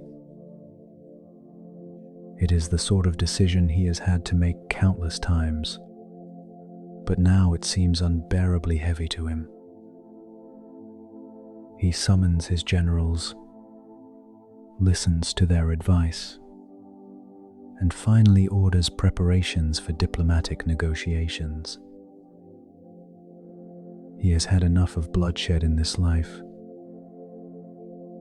The negotiations take place over several days in a large neutral tent erected between the Roman and barbarian lines. Marcus, despite being increasingly ill, insists on attending in person. He sits at the table with tribal leaders, men with unpronounceable names and strange customs, and seeks common ground. He speaks of peace, of mutual trade, of the benefits of cooperation over conflict. The tribal leaders, initially suspicious, are moved by the evident sincerity of this elderly emperor. A tentative agreement is reached. The tribes will remain north of the Danube. Rome will provide certain trade goods, and peace will be maintained. It is Marcus Aurelius's final diplomatic victory, and perhaps the most satisfying. As he returns to camp after the final agreement, he feels a deep sense of peace. He has averted another war and saved both Roman and barbarian lives. This, he decides, is a better legacy than any military conquest. But the strain has taken its toll. That night, the fever returns with renewed vigor. This time, the doctors know immediately that it is different. It is not an illness that can be cured with herbs or bloodletting. It is simply Marco's body, worn out by decades of service and stress, finally giving up. They give him days, perhaps a week, but no more. Marco receives the news with a calmness that astonishes even those accustomed to his equanimity. "Very well," he says simply. "Then let us make good use of the time that remains." He dictates his last will and testament, ensuring that every detail of the succession is clear. He summons Commodus and, in what will be their final father-son conversation, attempts once more to impart the lessons of a lifetime. "My son," he says in a weakened but clear voice, "soon you will be emperor in your own right. I cannot force you to rule as I have ruled, nor would it be proper to try. Every man must find his own path. But I beg you, I implore you, to remember this: the power you will hold is a trust, not a possession. You rule on behalf of the people, for their benefit, not your own. If you can remember this, if you can act according to this principle, then you will be a good emperor, no matter what else you do." Comforted, for once, he seems genuinely moved. He promises to try to honor his father's memory, to rule wisely. Marcus, seeing the sincerity in his son's eyes at this moment, chooses to believe the promise, though part of him suspects it will not last beyond the funeral. But in this final moment, father and son find a genuine connection, a moment of love that transcends all the differences between them. In his final hours, Marco asks that the curtains of his tent be left open so that he may see the stars. There, gazing at the infinite firmament he has contemplated so many times during his life, he finds his final solace. These stars shone before he was born. They will shine long after he dies. The universe continues in its indifferent majesty, following the immutable laws of nature.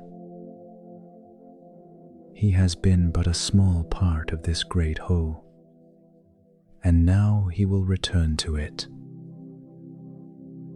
His last conscious thoughts, before the fever finally clouds his mind, are of gratitude. Gratitude for the life he lived, for the opportunity, ties to serve that he had, for the people he loved, for the philosophy that sustained him through it all. It has been, he decides, a good life. Not perfect, full of pain and loss like all human lives, but meaningful, lived with intention and purpose. And so, as the dawn of 17 March begins to light up the horizon over the Danube, Marcus Aurelius, Emperor of Rome and Stoic philosopher, breathes his last. The camp awakens to the news that their emperor has died, and a solemn silence descends upon the legions. The soldiers, hardened men accustomed to death, find tears in their eyes for this old man who shared their hardships and sought to guide them with wisdom rather than mere force. His body begins the long journey back to Rome, where he will be received with the greatest mourning the city has known in generations. But his true journey is only just beginning.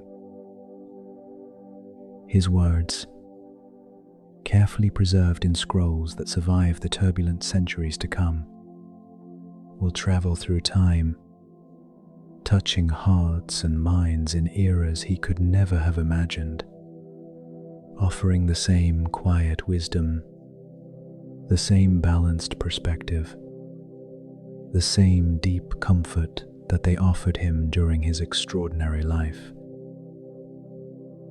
The stars continue to shine over the Danube, indifferent to the passing of emperors and empires, silent witnesses to the truth that Marcus Aurelius understood so deeply, that all things are transient, that nothing human is permanent, but that in this very transience there is a beauty and a meaning that transcend individual mortality. And in the stillness of this endless night, his spirit finally rests, having fulfilled his role in the great drama of the cosmos with all the virtue and dignity a human being can muster. The body of Marcus Aurelius travels towards Rome in a funeral procession stretching for miles along the ancient imperial roads. It is mid-March of the year 180, and spring is beginning to awaken in the fields of Pannonia. Green shoots emerge timidly from the still cold earth. The birds return from their winter migrations, and the world renews its eternal cycle, indifferent to the passing of an emperor. The procession moves slowly, with solemn dignity, whilst the legions march in perfect formation, their standards lowered as a sign of respect. In every town and village the procession passes through, the people come out to pay their respects. Peasants leave their ploughs. Craftsmen abandon their workshops. Shopkeepers close their shops. Is greater than, they line up in silence along the roads, some with tears streaming down faces weathered by the sun and hard labor. They do not weep for a distant emperor whom they never met in person, but for the idea of what he represented: justice, moderation, a government that at least tried to consider the common good. Many of them have lived long enough to remember previous emperors, cruel or capricious men, and they know that Marcus Aurelius was different. An elderly woman in a small village near Ac, Eulea, pushes her way through the crowd as the procession passes. With trembling hands, she scatters wild flowers onto the catafalque bearing the emperor's body. It is a simple gesture, but the soldiers who see her are deeply moved. She represents millions of ordinary people whose lives were touched, even if only indirectly, by the fundamental goodness of this man who possessed absolute power but chose to exercise it with compassion. The journey lasts for weeks. In Rome, meanwhile, the city prepares to receive its fallen emperor. The Senate meets in continuous session, debating the appropriate honors. Some senators propose elaborate funeral games, gladiatorial combats in memory of the emperor. But others, knowing Marcus's character, argue that such bloody spectacles would be contrary to everything he valued. Finally, it is decided that the honors will be dignified but restrained, thoughtful rather than grandiose, exactly as Marcus would have wished. Commodo, now acting emperor, though not yet formally proclaimed, remains on the Danube for several days after his father's death. He must secure the borders, confirm the newly negotiated treaties, and establish his authority over the legions. The soldiers regard him with critical eyes, inevitably comparing him to his father. He is young, strong, charismatic in his own way, but lacks the contemplative depth that characterized Marcus.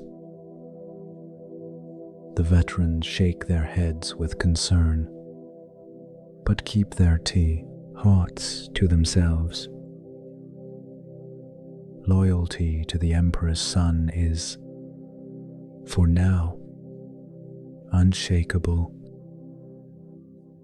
In Marcus's private quarters, those he occupied during his final years at the military camp, his personal servants are packing up his belongings. They come across his writings, scrolls upon scrolls of philosophical reflections, personal notes, observations on human nature.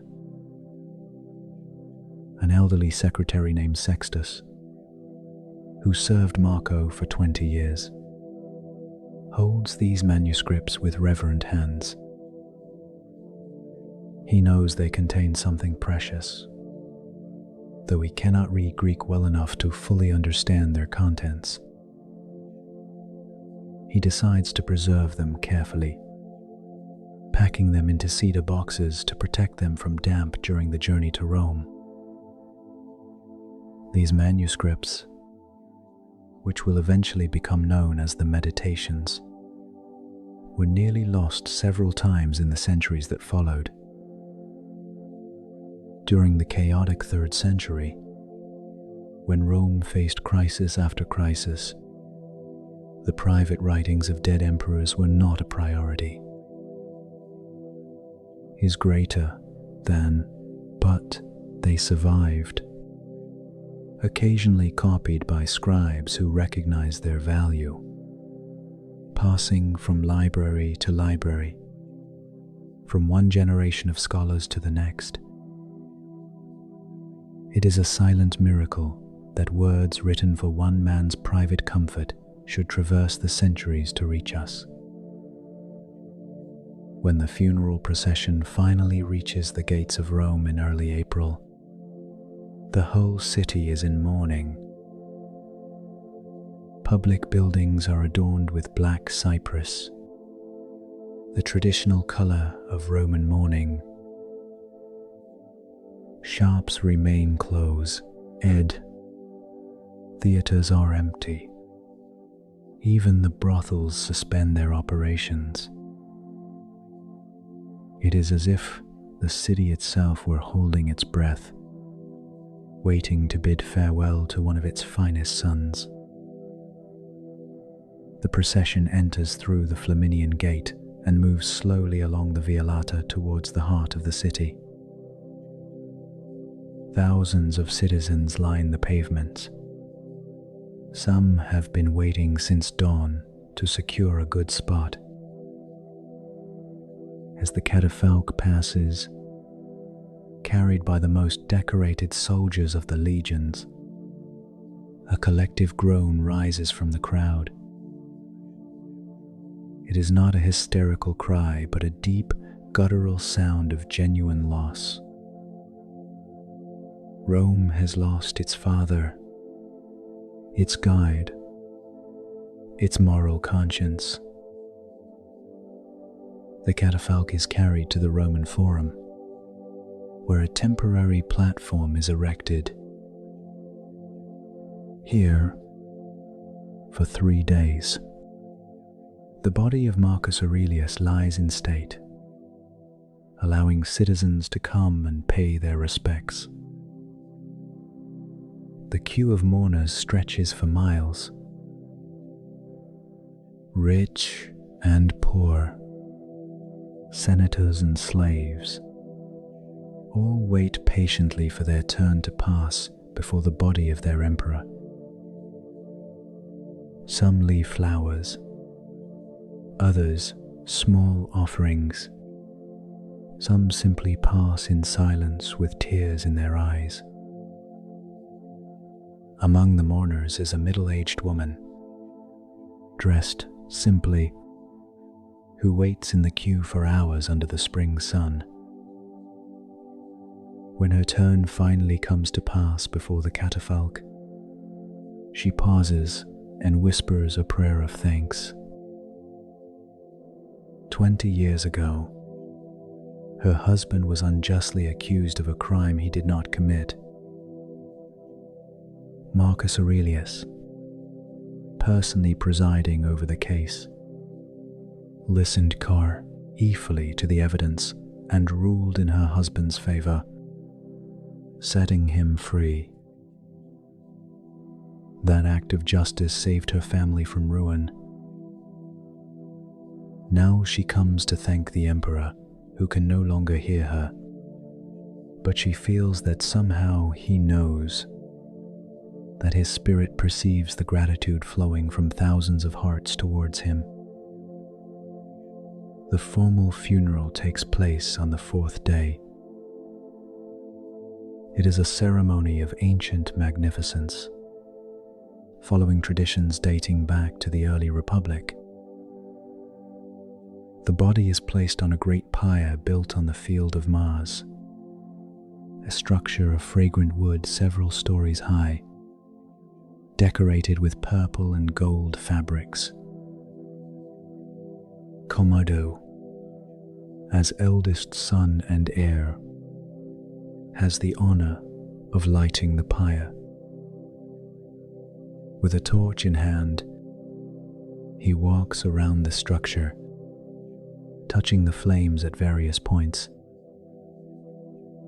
The fire rises slowly at first, then with increasing ferocity, consuming the emperor's body in purifying flames. As the smoke rises into the blue April sky, an eagle is released from a cage atop the pyre. It is an ancient tradition, symbolizing the emperor's soul ascending to the heavens to join the gods. The eagle soars in spirals, higher and higher, until it becomes a tiny speck against the sun. The crowd watches in reverent silence.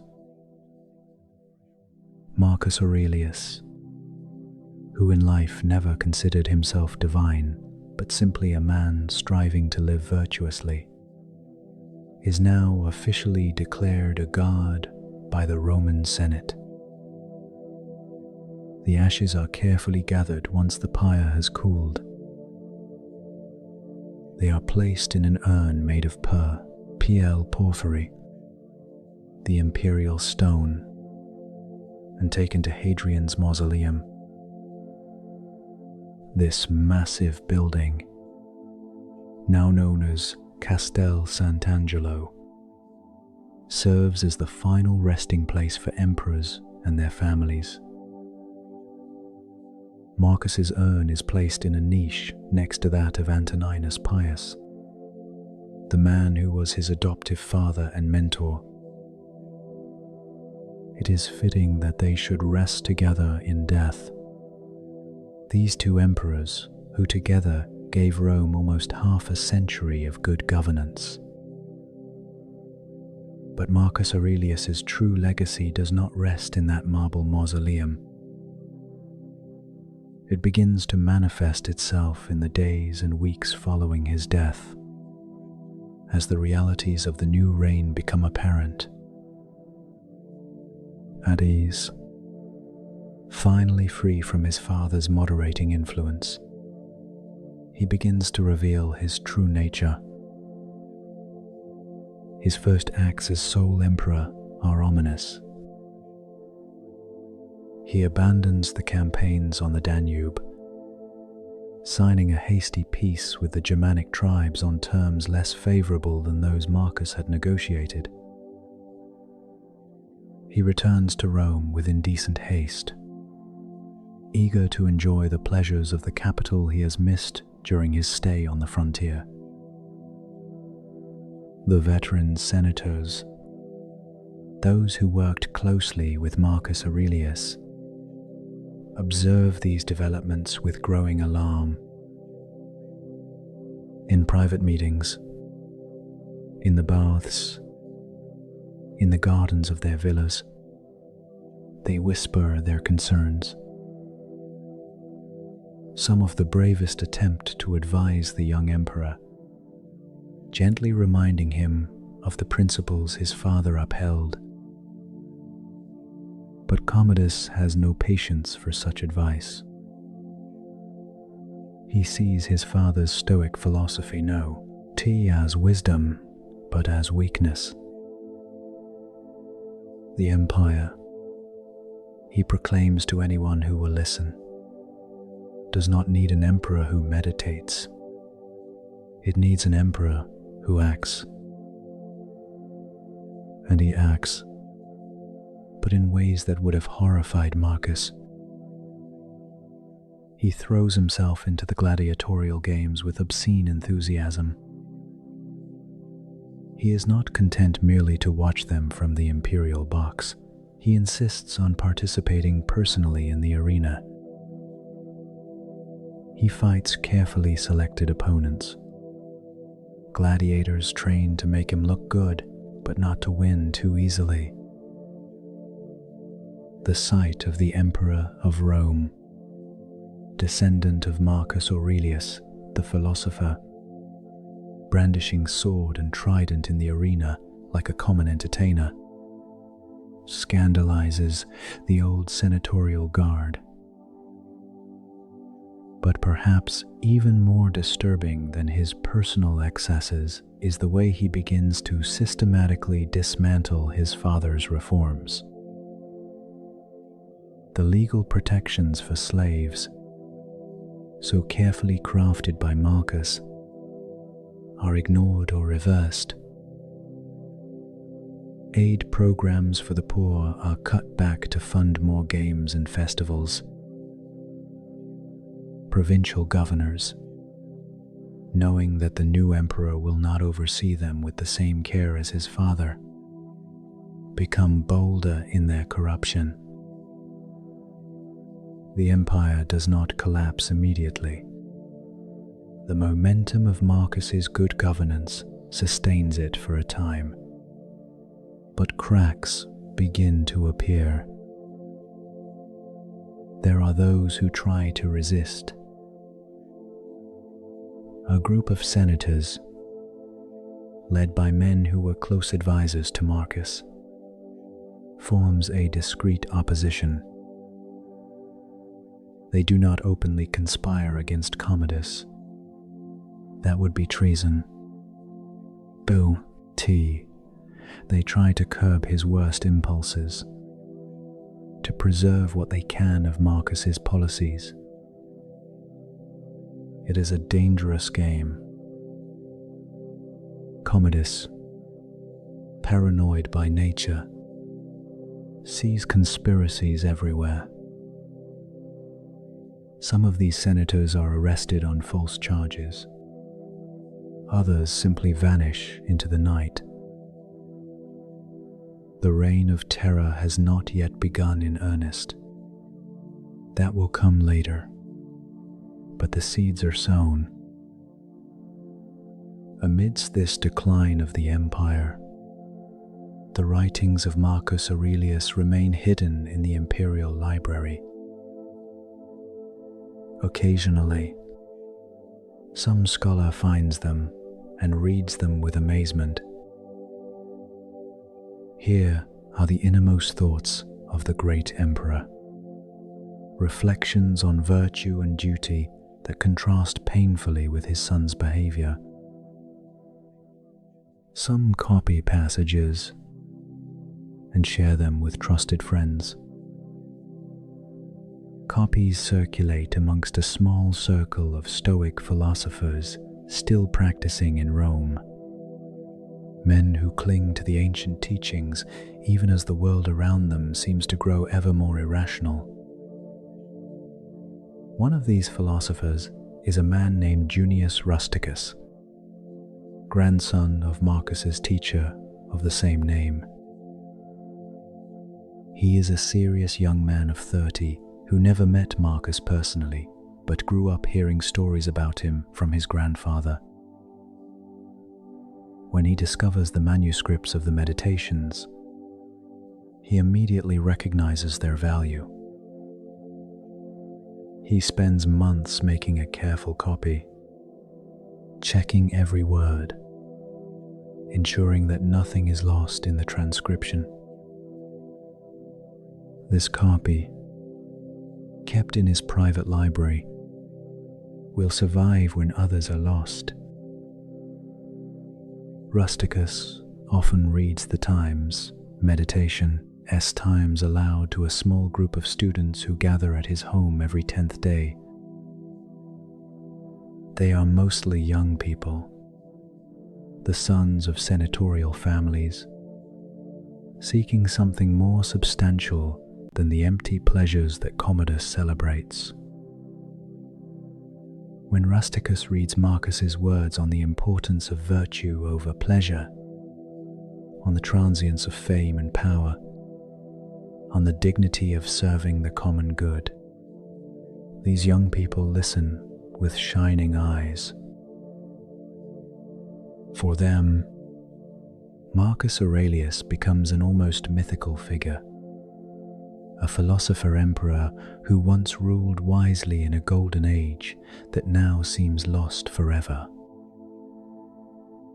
The reality, of course, is more complicated. Marcus's reign was not a problem-free golden age. He faced devastating plagues, endless wars, personal betrayals, and profound failures, especially in the upbringing of his son. But compared to what came afterwards, the 19 years of his reign begin to take on a nostalgic luster. People remember the fair trials, the moderate taxes, the absence of capricious executions. They remember an emperor who walked among them without fear, who listened to their grievances, who treated even the humblest with respect. Commodus's reign lasts 13 years, each worse than the last. His paranoia grows until he sees enemies in every shadow. Assassinations become commonplace. Good men, loyal servants of the empire, are executed on baseless suspicion. The economy deteriorates under mismanagement. The borders, neglected, begin to yield to barbarian pressure. The Senate, once a respected body, though increasingly powerless, is reduced to little more than an assembly of fearful sycophants. Finally, on the last day of December in the year 192, Commodus is assassinated in a plot involving his lover, his wrestling trainer, and several desperate senators. He is strangled in his bathroom by an athlete named Narcissus, an ignominious end for the son of Marcus Aurelius.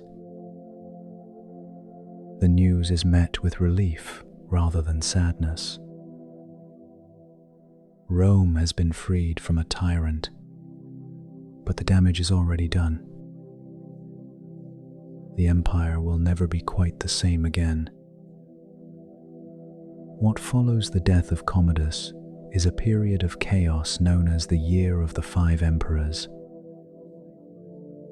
Pertinax rules briefly before being assassinated.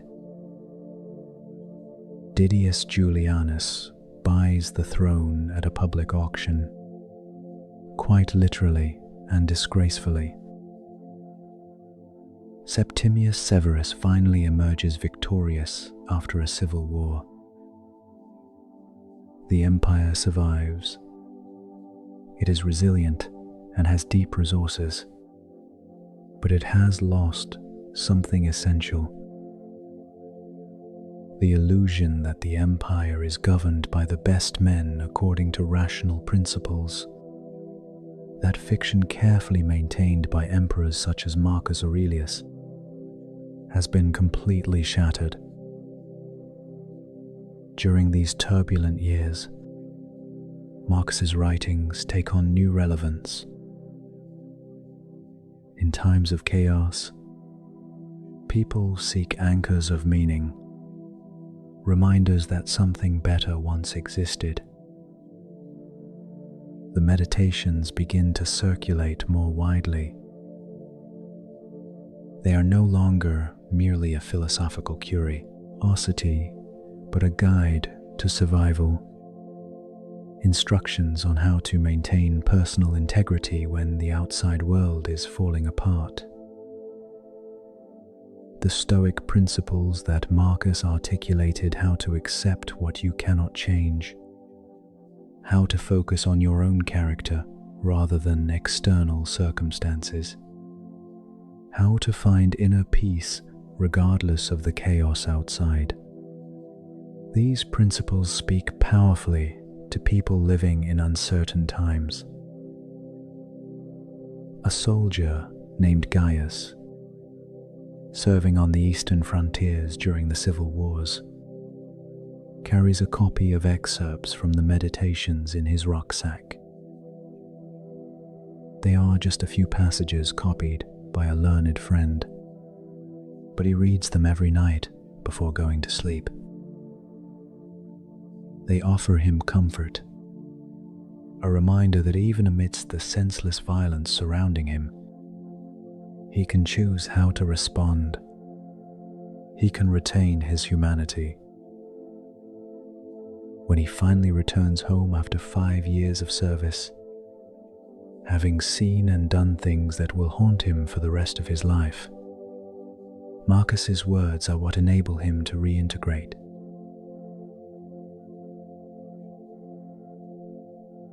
Journey to Ancient Rome, The Wisdom of Marcus Aurelius. Chapter 2. Marcus Aurelius's body is being carried to Rome in a funeral procession, stretching for miles along the ancient imperial roads. It is mid-March of the year 180, and spring is beginning to awaken in the fields of Pannonia. Green shoots are timidly emerging from the still cold earth. The birds return from their winter migrations, and the world renews its eternal cycle, indifferent to the passing of an emperor. The procession moves slow, WLI, with solemn dignity, whilst the legions march in perfect formation, their standards lowered as a sign of respect. In every town and village the procession passes through, the people come out to pay their respects. Peasants leave their ploughs, craftsmen abandon their workshops, shopkeepers close their shops. They line up in silence along the roads, some with tears streaming down faces weathered by the sun and hard labor.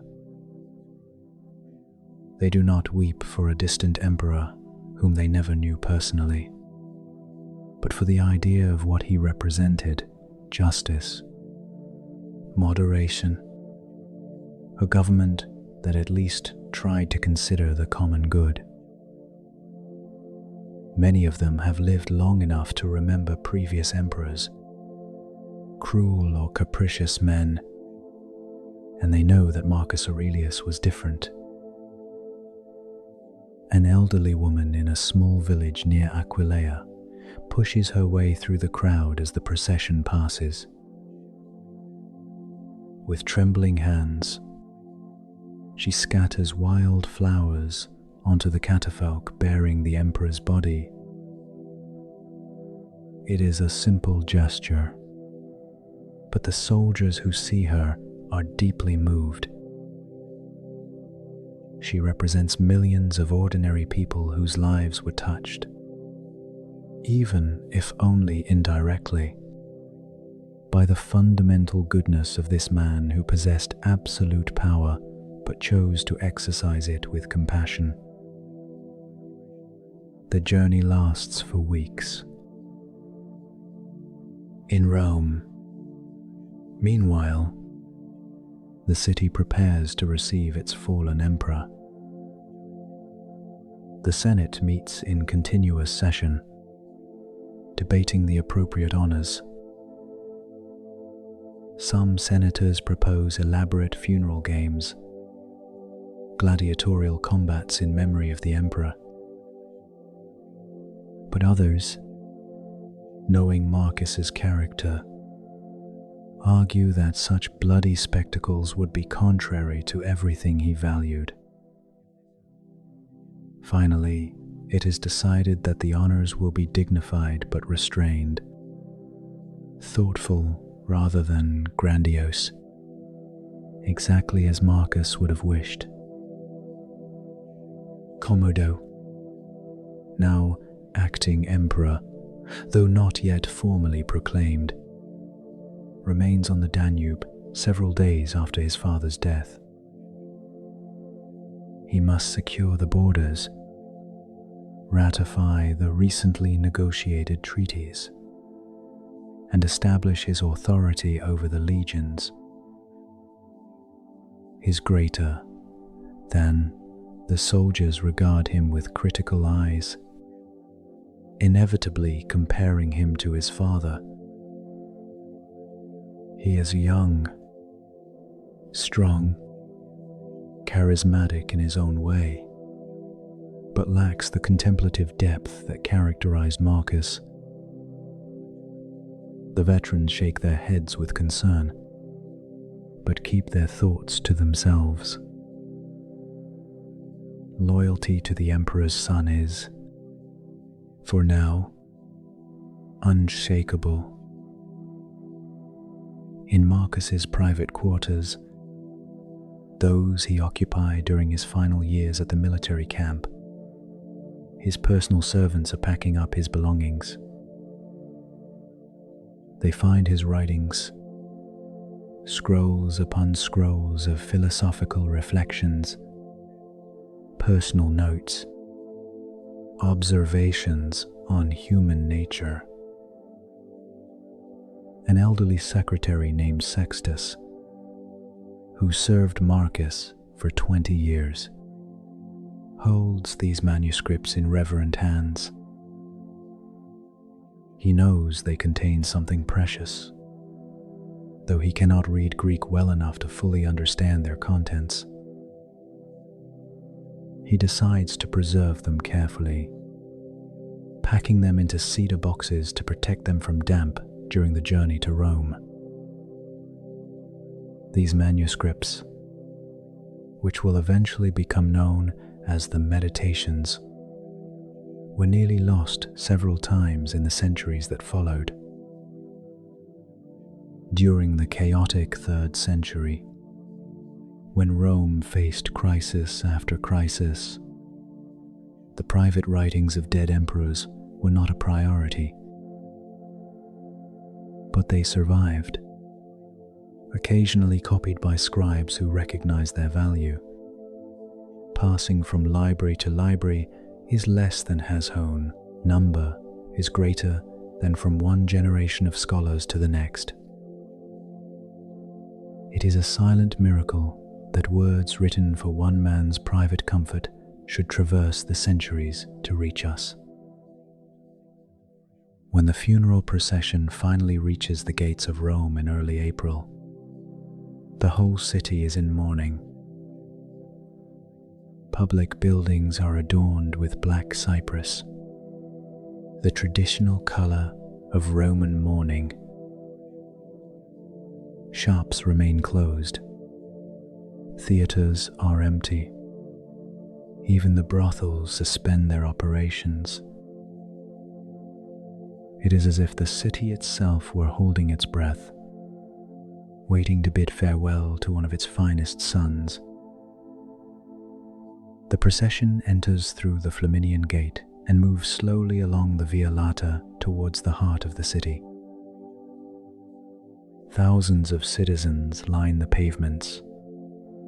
Some have been waiting since dawn to secure a good spot. As the catafalque passes, carried by the most decorated soldiers of the legions, a collective groan rises from the crowd. It is not a hysterical cry, but a deep, guttural sound of genuine loss. Rome has lost its father, its guide, its moral conscience. The bier is carried to the Roman Forum, where a temporary platform is erected. Here, for 3 days, the body of Marcus Aurelius lies in state, allowing citizens to come and pay their respects. The queue of mourners stretches for miles. Rich and poor, senators and slaves, all wait patiently for their turn to pass before the body of their emperor. Some leave flowers, others small offerings. Some simply pass in silence with tears in their eyes. Among the mourners is a middle-aged woman, dressed simply, who waits in the queue for hours under the spring sun. When her turn finally comes to pass before the catafalque, she pauses and whispers a prayer of thanks. 20 years ago, her husband was unjustly accused of a crime he did not commit. Marcus Aurelius, personally presiding over the case, listened carefully to the evidence and ruled in her husband's favor, setting him free.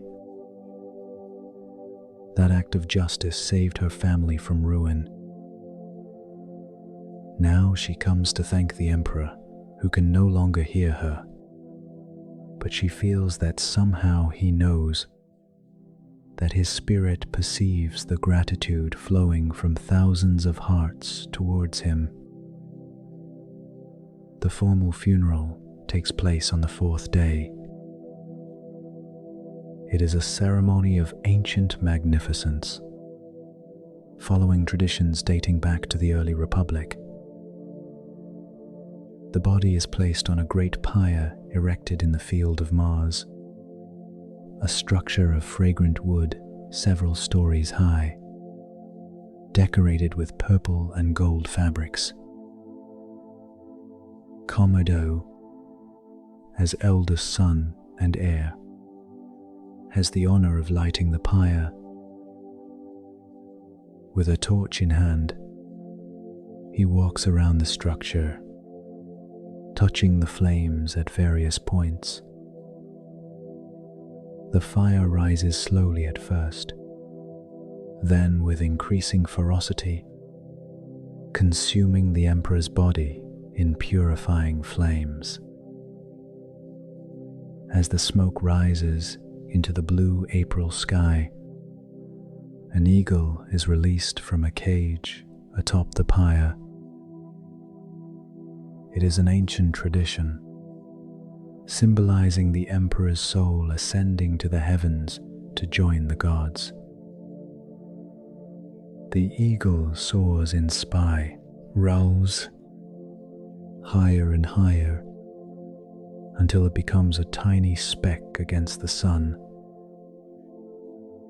The crowd watches in reverent silence.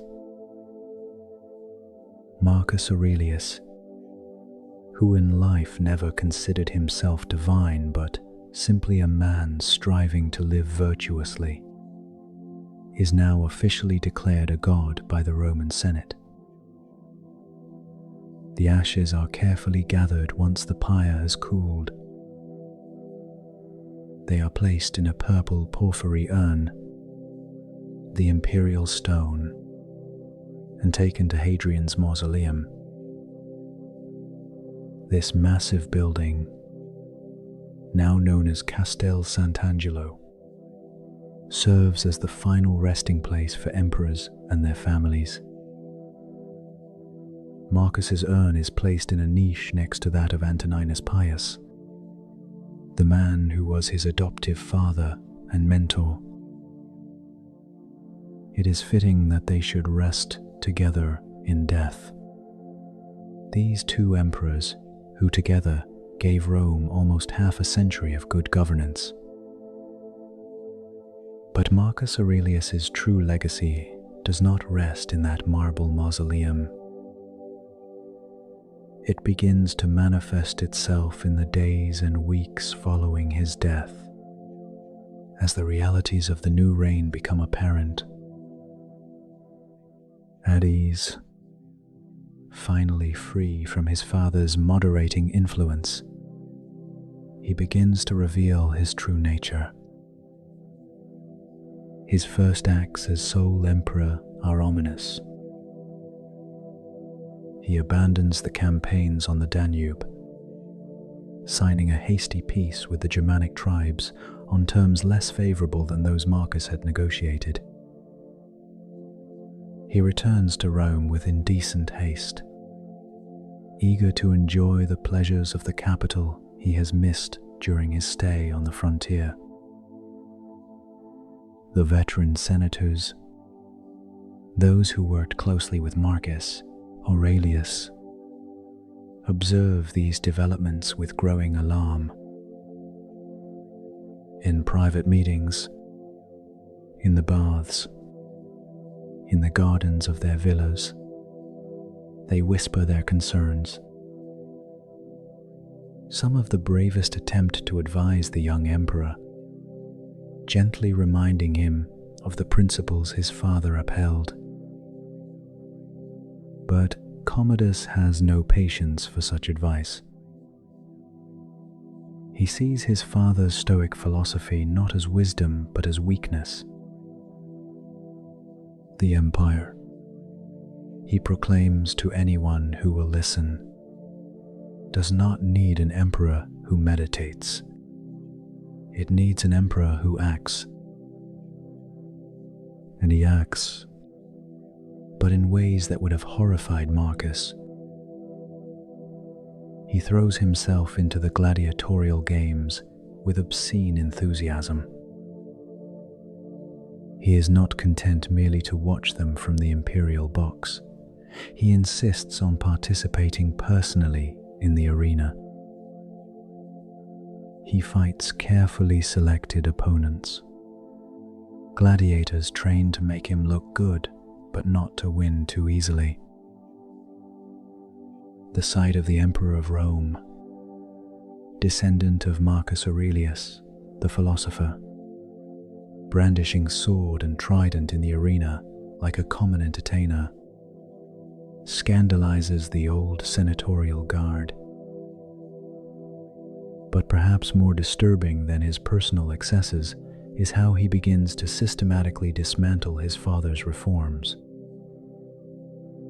The legal protections for slaves, so carefully crafted by Marcus, are ignored or reversed. Relief programs for the poor are cut to fund more games and festivals. The provincial governors, knowing that the new emperor will not oversee them with the same care as his father, become bolder in their corruptio, and the empire does not collapse immediately. The momentum of Marcus's good governance sustains it for a time, but cracks begin to appear. There are those who try to resist. A group of senators, led by men who were close advisors to Marcus, forms a discreet opposition. They do not openly conspire against Commodus. That would be treason. But they try to curb his worst impulses, to preserve what they can of Marcus's policies. It is a dangerous game. Commodus, paranoid by nature, sees conspiracies everywhere. Some of these senators are arrested on false charges. Others simply vanish into the night. The reign of terror has not yet begun in earnest. That will come later, but the seeds are sown. Amidst this decline of the empire, the writings of Marcus Aurelius remain hidden in the imperial library. Occasionally, some scholar finds them and reads them with amazement. Here are the innermost thoughts of the great emperor, reflections on virtue and duty that contrast painfully with his son's behavior. Some copy passages and share them with trusted friends. Copies circulate amongst a small circle of Stoic philosophers still practicing in Rome, men who cling to the ancient teachings even as the world around them seems to grow ever more irrational. One of these philosophers is a man named Junius Rusticus, the grandson of Marcus's teacher of the same name. He is a serious young man of 30 who never met Marcus in person, but grew up hearing stories about him from his grandfather. Is greater than when he discovers the manuscripts of the Meditations. He immediately recognizes their value. He spends months making a careful copy, checking every word, ensuring that nothing is lost in the transcription. This copy, kept in his private library, will survive when others are lost. Rusticus often reads the Meditations aloud to a small group of students who gather at his home every 10th day. They are mostly young people, sons of senatorial families, seeking something more substantial than the empty pleasures that Commodus celebrates.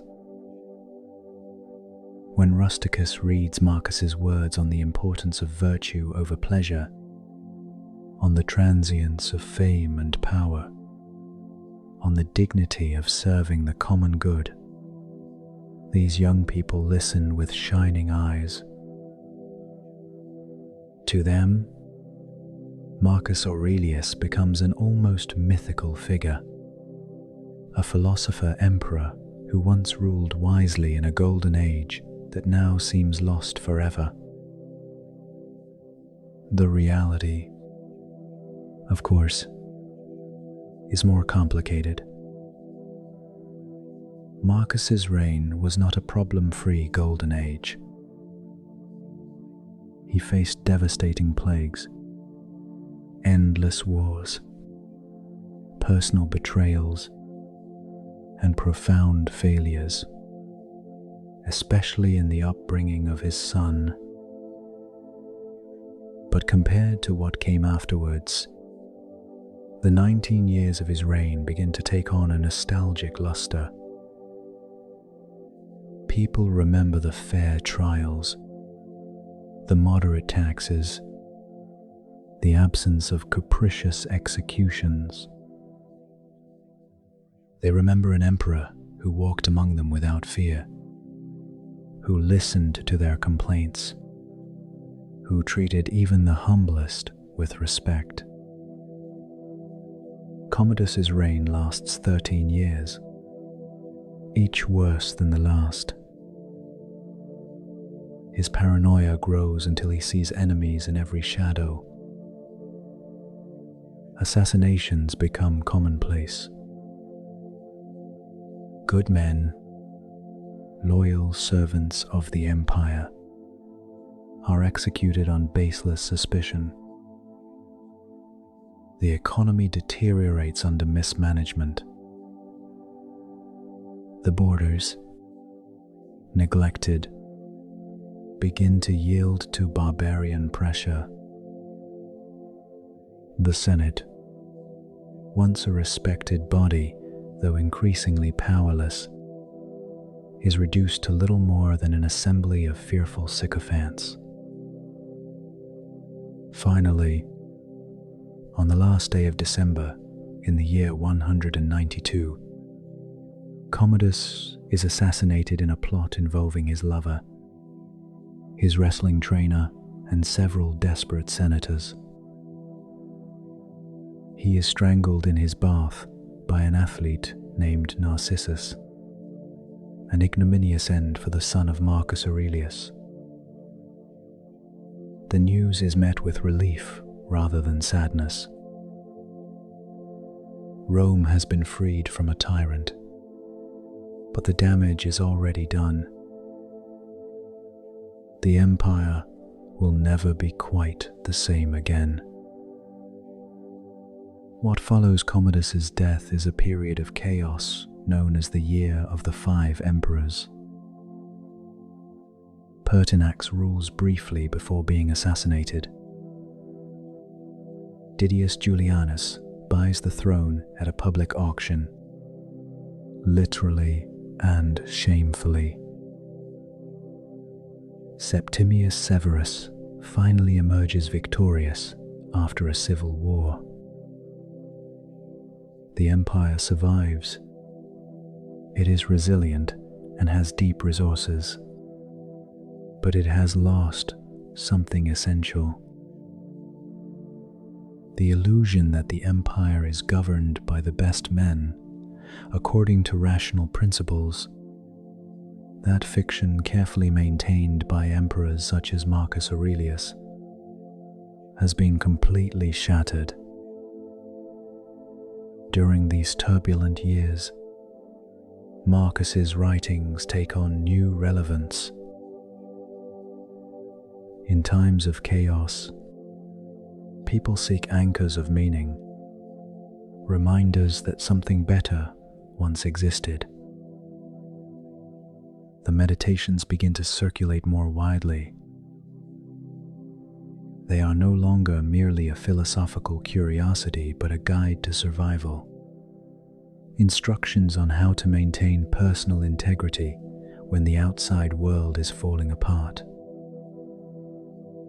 The Stoic principles that Marcus articulated: how to accept what you cannot change, how to focus on your own character rather than external circumstances, how to find inner peace regardless of the chaos outside.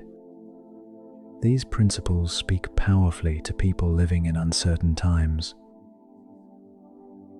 A soldier named Gaius, serving on the eastern frontiers during the civil wars, carries a copy of excerpts from the Meditations in his rucksack.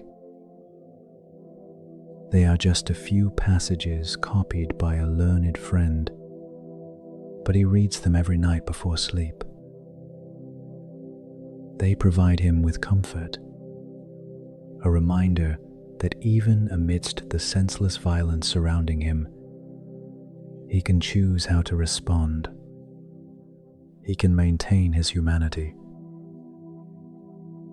When he finally returns home after 5 years of service, having seen and done things that will haunt him for the rest of his life, Marcus's words are what enable him to reintegrate.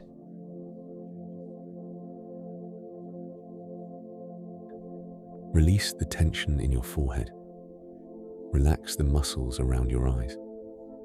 Let your arms rest completely, heavy and warm at either side of your body. Your breath now flows naturally, like gentle waves lapping at the shore and receding effortlessly.